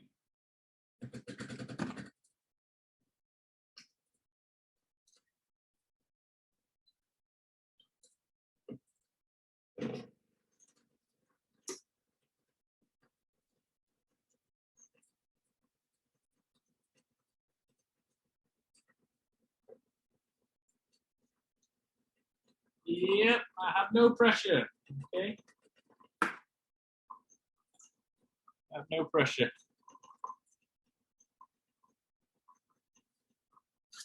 So I'm just going to stop that here. There's not really any point carrying that on. Okay. So as we can see, we've got just over 2 bars of pressure, and then it dipped back down to 1. So not really anything. It's more like a pour over. And yeah, in the smell, it smells a bit plasticky, to be fair. Not very pleasant, and a bit. It's quite rough, but on the positive side, it's got a bit of floral. That's about it, but it's quite rough on the nose. Okay, so we'll go to dose 2. We've got almost no pressure on here, so I'm going to go quite aggressive on the grind. I think I'm going to go with, so I'm at 13. I'm just going to go for a round number. I'm going to go straight to 1 on the P100. And I've got no real logic to this. This is kind of because it's a round number, I'm just going to pick 1. I actually don't know how much one segment of this P100 exhibits, so it is a bit of a punt, but I will go ahead and change to 1 and see how we go. Okay, so that is 3.5 notches finer, but I do expect the movement on this grinder to be much more easier. So for example, the niche, a 1/4 notch exhibits a lot. I expect 1/2 notch to exhibit roughly the same amount of difference, but because we are so far out of the ballpark range, I'm immediately going to adjust more than 2 notches. Okay, so we are going to go in ahead and tear this out. Okay. Now, because this grinder is of a large flat burr, there is a possibility that the previous grind setting and the beans inside that could have been retained in there, i.e. that 0.1 to 0.3, can affect your grinder, your settings, okay? There are 2 ways to go about this. One is obviously purge, use those 3 to 4 grams of beans to flush out and replace back the the grind side particles that were set at the previous setting, so they are not being dosed out in your next shot, or to essentially work through it and just use those coffees. Okay. Unless you're really going to go to the extreme of taking apart your grinder, giving it a brush, but realistically, that's not going to happen. So your only real route is to really purge with each shot going forward. You would essentially do that anyway if you had lots of multiple origins that you didn't want the flavor to really sort of affect your next shot. But you know, 3 or 4 beans, it's not actually that much. If you didn't know how much beans to put in for your purge, make an average of how much it retains. So I'm using 3 or 4 beans because that's will essentially make up 0.3 to 0.4 grams of coffee. So I'm literally replacing those retained grounds in there with freshly ground at the grind setting that I'm looking for. If your palate is on the good side, you will be able to taste it. I like to call them confused shots, where they have characteristics of over and under extracted flavors in there, and that is due to the different grind side particles that are mixed in and not showing the true grind change that you want. All right. So back to my pre-tamp, I will show you the pre-tamp view. Okay, so this one seems like I have more powder inside. Okay, and the majority of the puck is smooth, and this is what I normally see with the doses that I use. Okay, so this would be more in line to what I'm expecting. But whether the grinder is exhibiting what I've changed, I really don't know, because my experience with this grinder is so limited. I think we only got this about a week, a few days ago, but the whole factory has come on board and learned how to use it, albeit without the clearing of the dosing chamber, but they seem to enjoy the usage of it. And I think those guys now using it day in, day out also shows the ease of use of this grinder. And I think that is due to their use to the niche. And now that we're finding that the retention of this and the design to keep the retention low really helps them in transitioning from a Robur to a flat burr grinder. Okay. So this one, we've made a 3.5 notch change on a big, large flat grinder, and we've changed nothing else. So let's see where we are and see how it goes. Okay.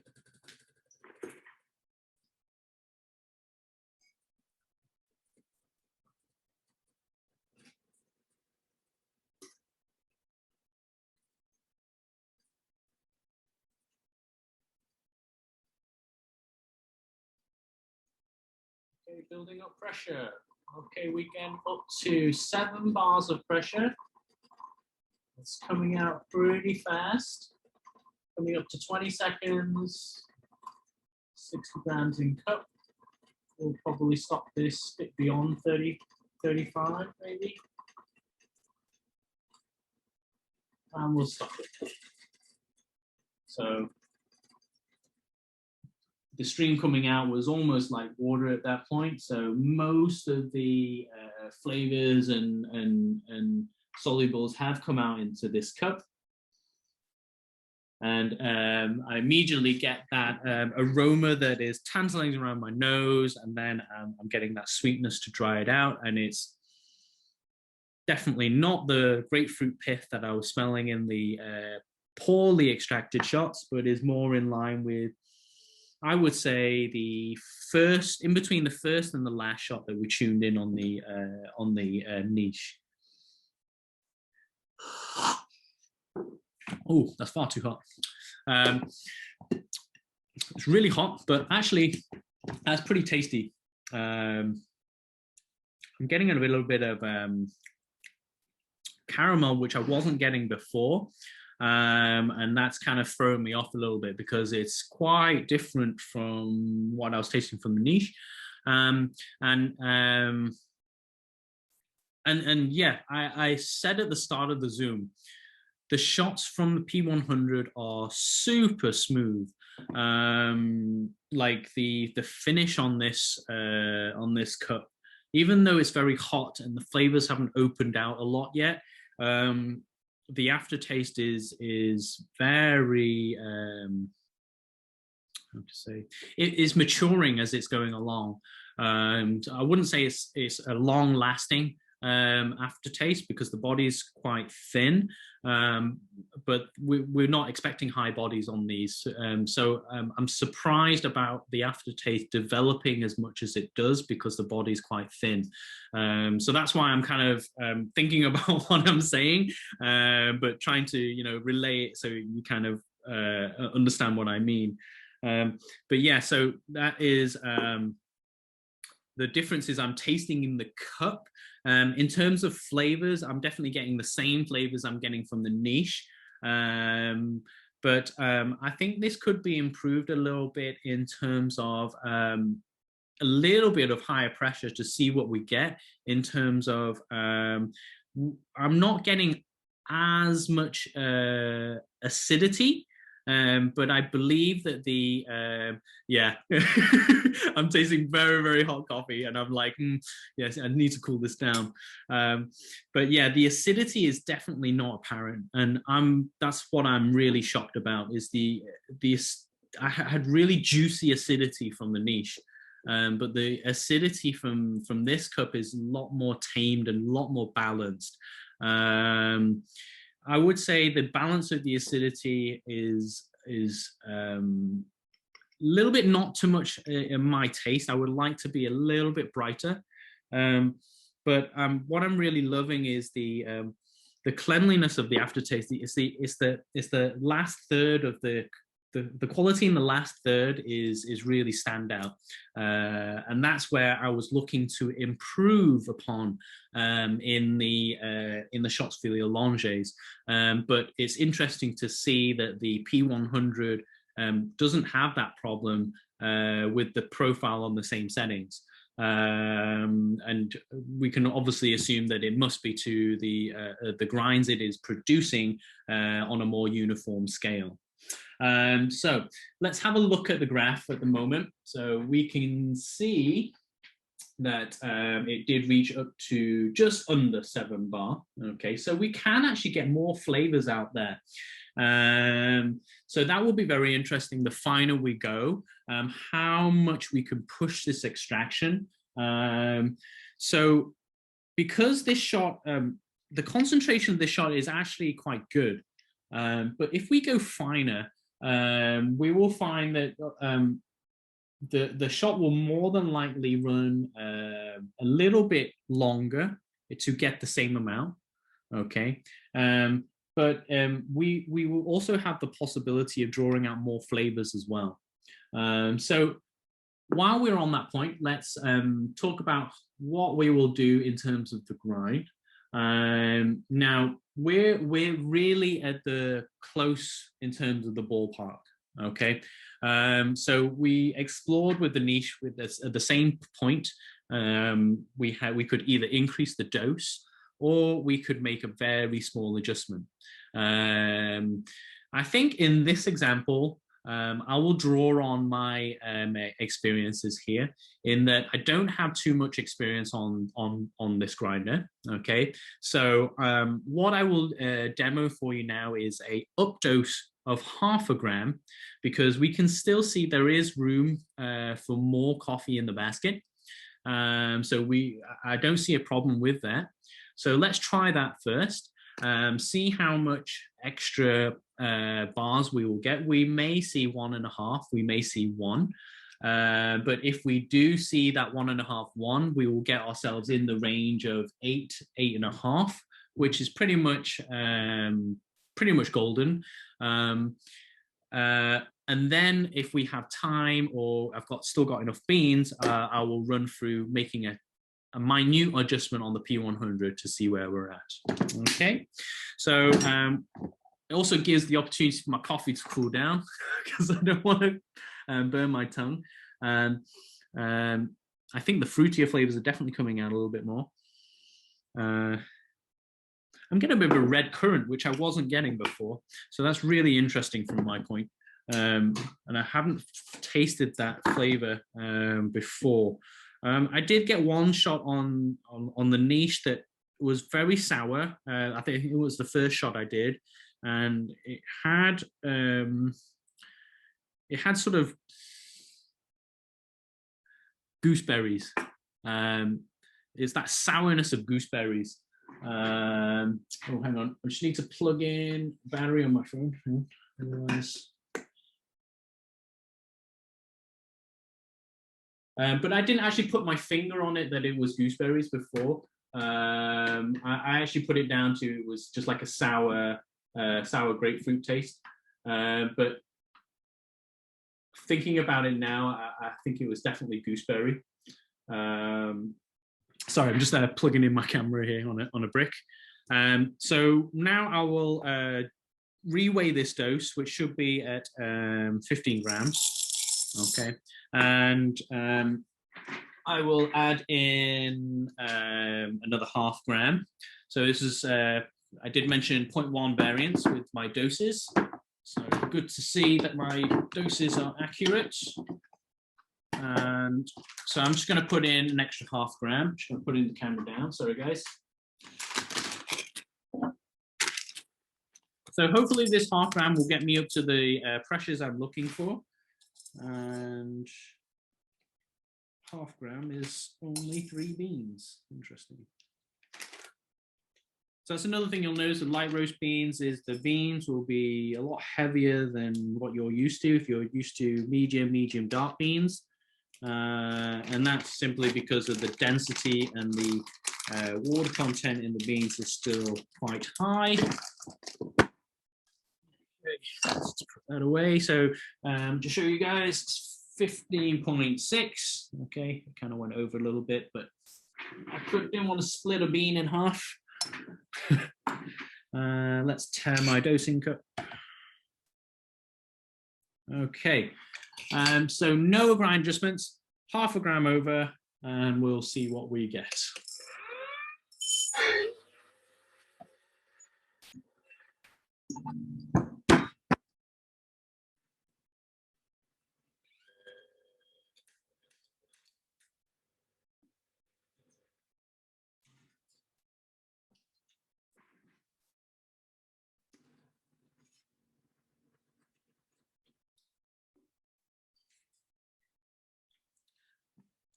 Ooh.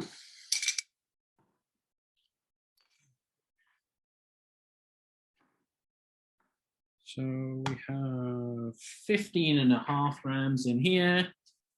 Oh, no, it's just jumped up to 15.6. So 15.6 in, 15.6 out.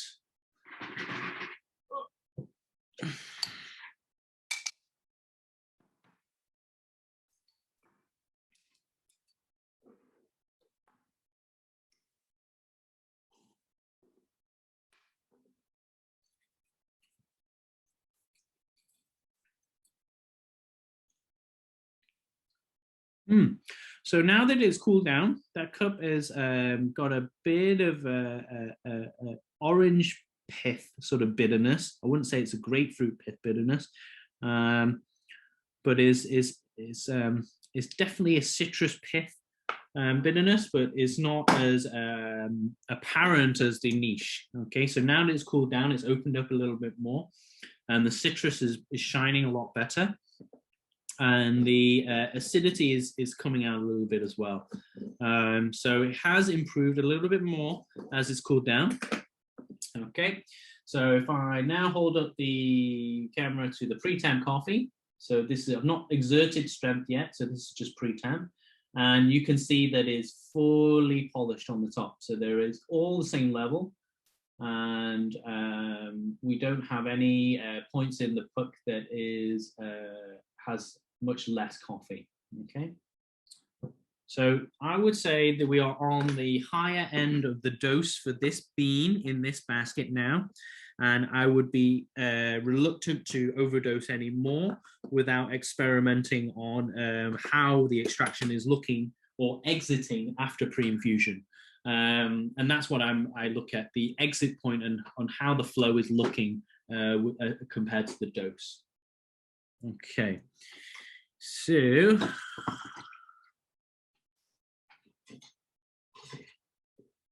that's my scale. Okay, so not changing anything apart from the dose, so 0.5 gram extra.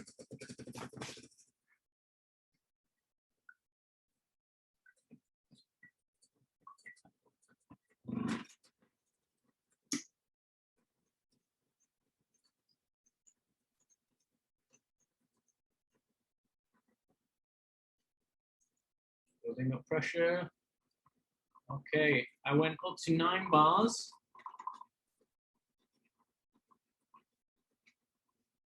It's flowing out quite nicely now. A little bit of wiggle on my stream, that's okay. Coming up to about the same time as the last shot, but I have less coffee, so that's good. I'm going to stop it now. We're at 30, 32. Okay. So I think the limiter came in here, and actually, the smell of this coffee is smelling very similar to the first shot I extracted, and I saw the similar peak at 9 bar. Okay, and I did actually hear the motor or the limiter kick in, and it kind of went. If you heard the top. As I was reaching the peak resistance in terms of bars, you would have heard the pump sort of go, okay? Now, that is the pump sort of turning on and off, but trying to maintain a 9 bar pressure at the limiter range it was set at, okay? I think I'll do a topic on the limiter range coming up. But in short, the limiter range is there to keep your shot within a certain range that you have set. Okay, so for example, in this profile, it's not meant to go above 9 bar. So as the shot is approaching 9 bar, the decent app works with the pumps to try and reduce the amount of flow going in, which you can kind of see. There is a dip here. Okay, you see with my finger.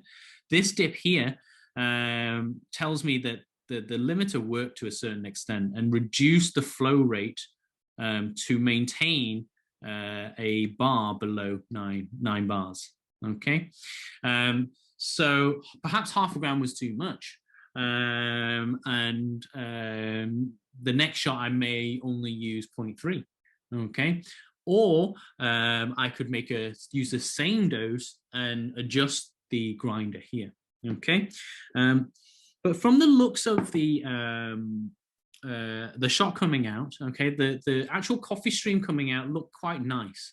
What I mean by that, you didn't see a spiral in there, you didn't see it sort of wiggle about. There were multiple streams. It was for a Rao Allongé shot, it was generally quite acceptable, and I like that about the shot, because the more stable your shot is, the better it is in terms of what you're extracting out, because it is termed more even. Okay, whether it is even or not, the result in the cup is consistently taste better with a nicer flow coming out. Okay, and simply put, is because you're reducing channeling.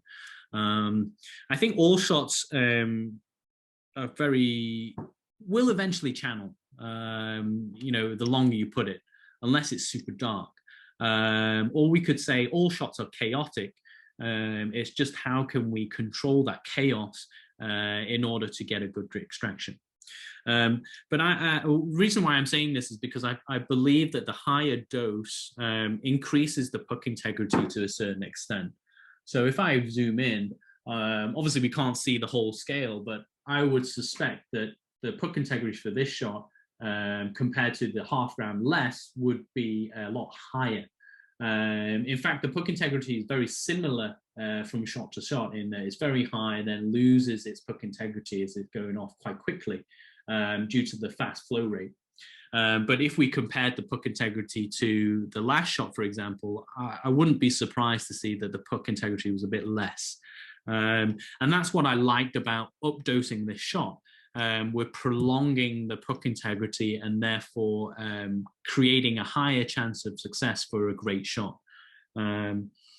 So I think moving forward, I did say we would go back and just change, but viewing this extraction and viewing how the pre-temp was, I think we've stumbled upon something that will work a lot better with this type of bean for this recipe.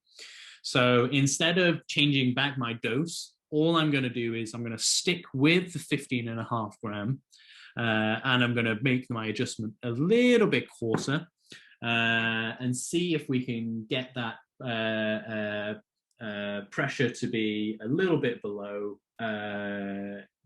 the actual limit. I think it's 8.8 or 8.6 as the peak pressure on this profile. So now that we've zoomed in, you can kind of see we've almost reached that point, and then the limiter kicked in, reducing the flow and therefore reducing the pressure to be more in line with what this profile is meant to be like. Okay, so that's what we'll do. Keep the dose at 15.5, and then we will make a quarter adjustment on the P100 and see where we go from there. Okay, and judging from the taste, if that doesn't get rid of the slight bitterness at the end, it's not offensive. In fact, I quite like a bit of bitterness in my espressos. I feel it balances things out a bit more. Some people don't, but I look to balance out the bitterness. It's on the cusp. Okay, it's on the cusp of me saying the finish is bitter, but if it is after this grind adjustment, we will look into the temperature and see where we will reduce the temperature to get rid of that finish. And I don't believe it's the grinder because we also tasted this bitterness from the niche. I think it's just one of the characteristics of the bean. So this is what I will go through in terms of what I look for in trying to tune my machine. I think some people will be very happy with just tuning it to this point and getting a very good cut. But what I'm trying to show light on here is how to get a cup that you're looking for in terms of, for me, balancing out the bitter, balancing out the sweet and the acidity, as well as being able to taste out all the flavors involved. You will find if you start to balance out your cups in this way, the flavors you will want to taste will be easier to taste anyway, because they will be a lot easier to differentiate rather than being muddled all in there like a ristretto shot. Okay, so yeah, so let me just try this again as it's cooled. I'm really liking the aroma. It's got that sort of tingliness that I'm looking for in terms of the acidity.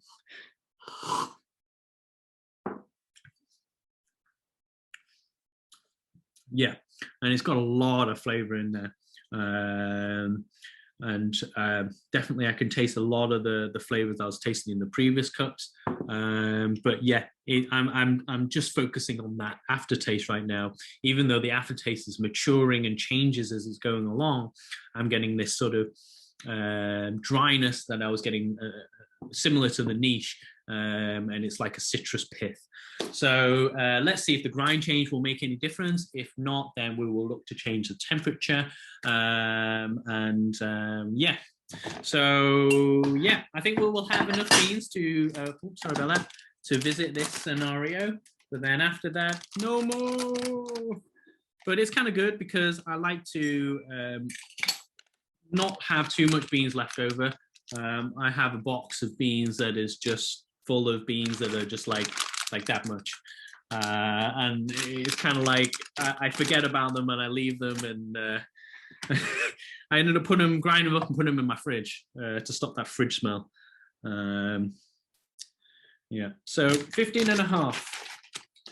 There's a good technique if you do have lots of stale beans, grind them up, put them in your fridge or freezer, and you find that that fridge freezer taste that you get sometimes disappears. And then when it comes back, you just replace the coffee grounds again and throw those old stale coffee in the bin, and it also keeps your bin very nice smelling too. Okay, so I have again 15.6. Okay. All right. I need to tear my dosing cup. Make an adjustment of quarter notch. Okay, that's about that. Start burrs. Put in beans.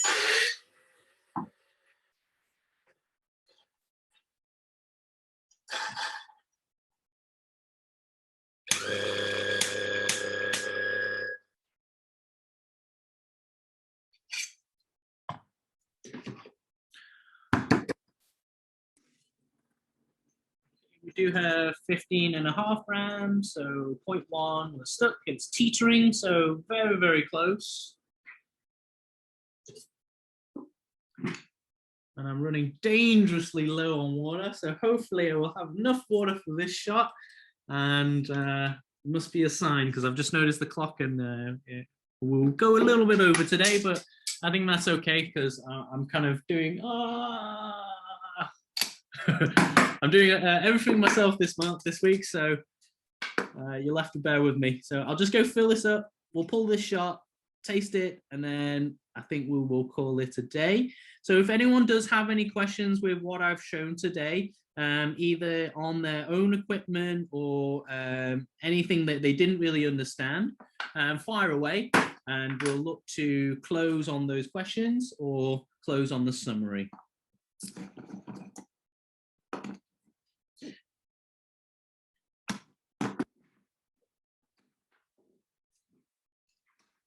Okay, so I need to just refill the water. See this one there.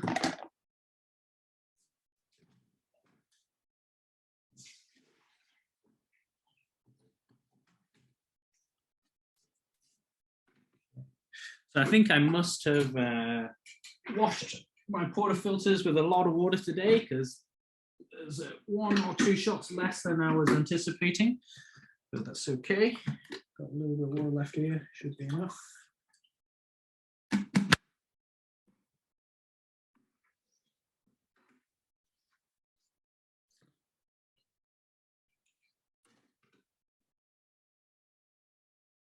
No. Okay, just gonna grab some extra water.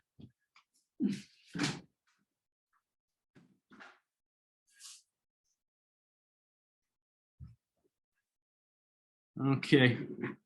All right, so water is my denial at the moment. So I've tamped my coffee already. So we'll just pull this shot, and then I think we'll call it a day.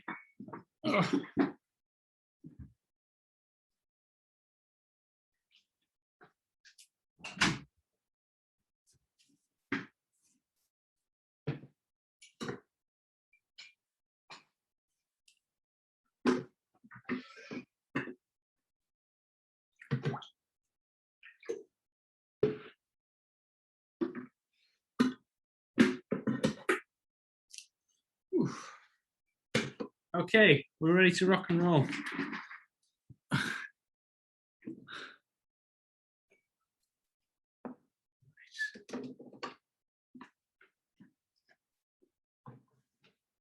Okay, and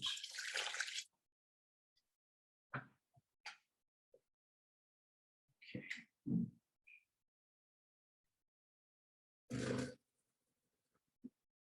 So quarter nor change, same dose at 15.5 on the Rao Allongé. Let's see what we get.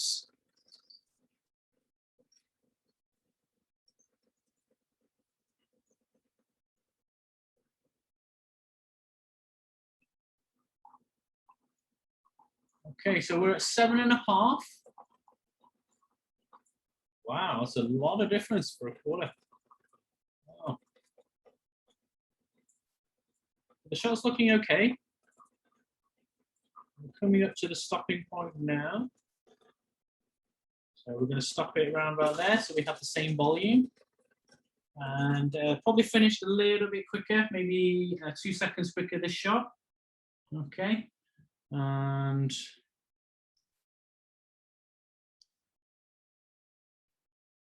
okay, so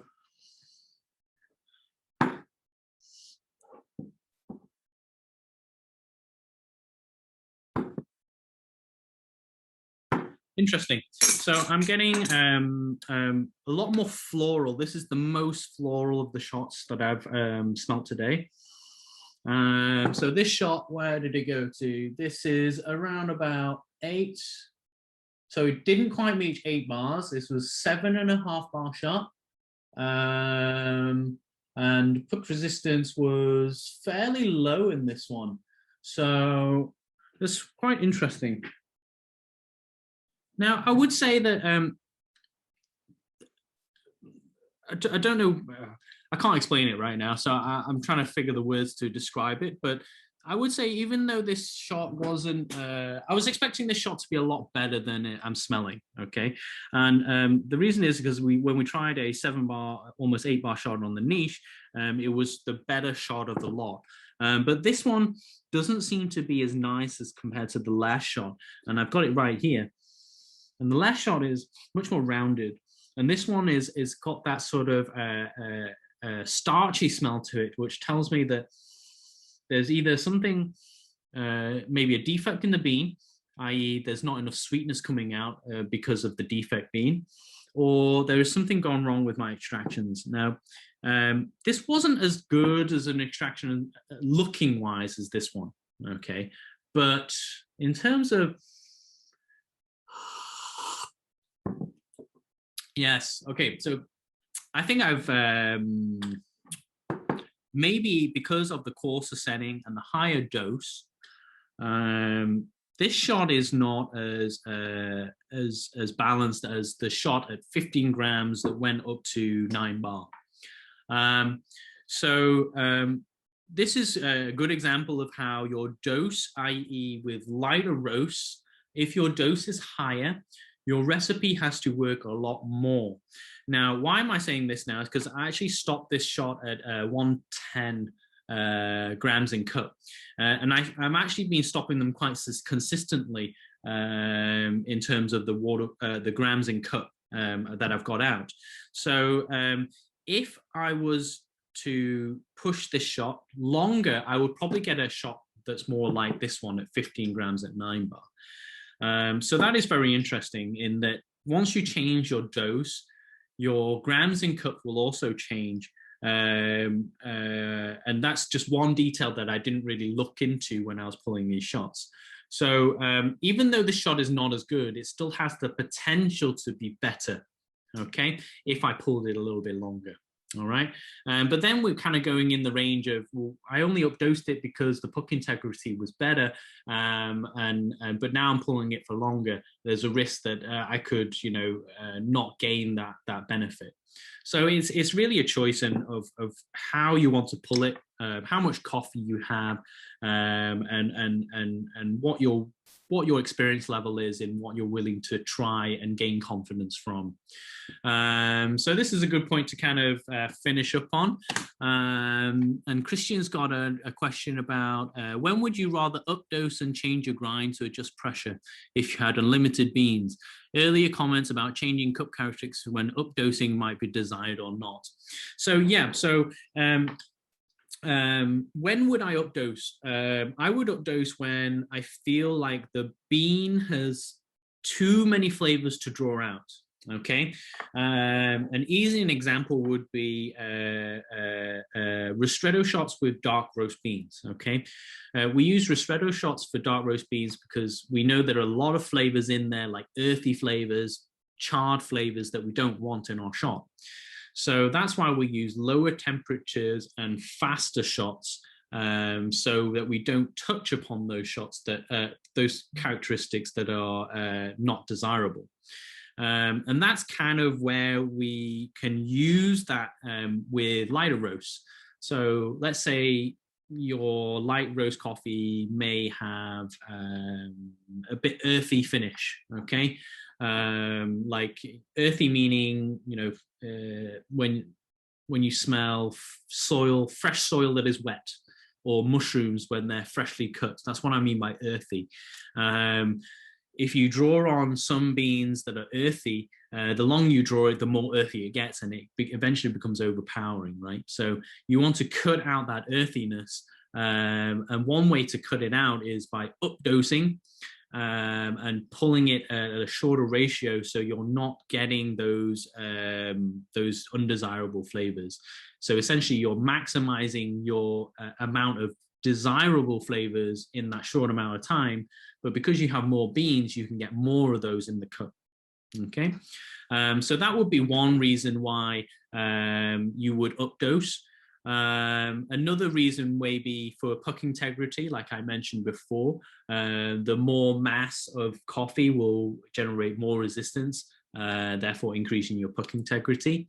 And but obviously, the more grammage you use, the more water you will have to utilize to gain those extra solubles out.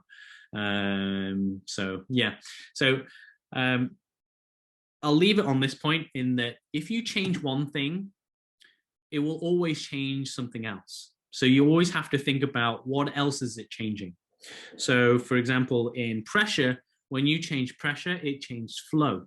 And the vice versa. When you change flow, it also changes pressure. You can't change one variable without it affecting another thing. We could say that with temperature. Temperature also affects pressure to a certain degree. Where you may see it most is in pre-infusion and inside your group head. The higher your temperature in there, the more energy the coffee has to expand, and therefore you may have to counteract that with a underdose. And the opposite would be true with a lower temperature. You'll be able to fit more in your basket to a certain extent before you see detrimental effects. But experiment out and just have those points in your head. If I change this, I have to look out for this. And the more you do that, the more you will find everything will become more logical. Like, oh yeah, that makes sense because, you know, I had beans in the grinder or something and whatnot. But yeah, that's a very good question. And the more you experiment with these techniques, the more you will know when to use them. So don't be afraid to use them. And as Christian's pointed out, you know, updosing, what is the major con to you is that the amount of beans you will use. So so only use it when you really need to use it. So yeah, okay. So I think we'll call it a day here. We've gone over the 2-hour mark, but that's okay. I hope you guys have had fun. I've learned a lot actually from doing this whole Zoom by myself. But hopefully I haven't made you dizzy with my camera work or anything like that, and things were quite clear. I think next week I look to bring in Shin. So Shin will be with us, and I think we'll more than likely tackle the limiters feature. So if you haven't experienced it before or don't really understand it, tune in next week and we'll go through it from there. All right, guys. So thank you very much for joining, everyone, and enjoy the week ahead, and hopefully see you next week. Thanks, Paul. Thanks very much, guys. Bye-bye. Thank you.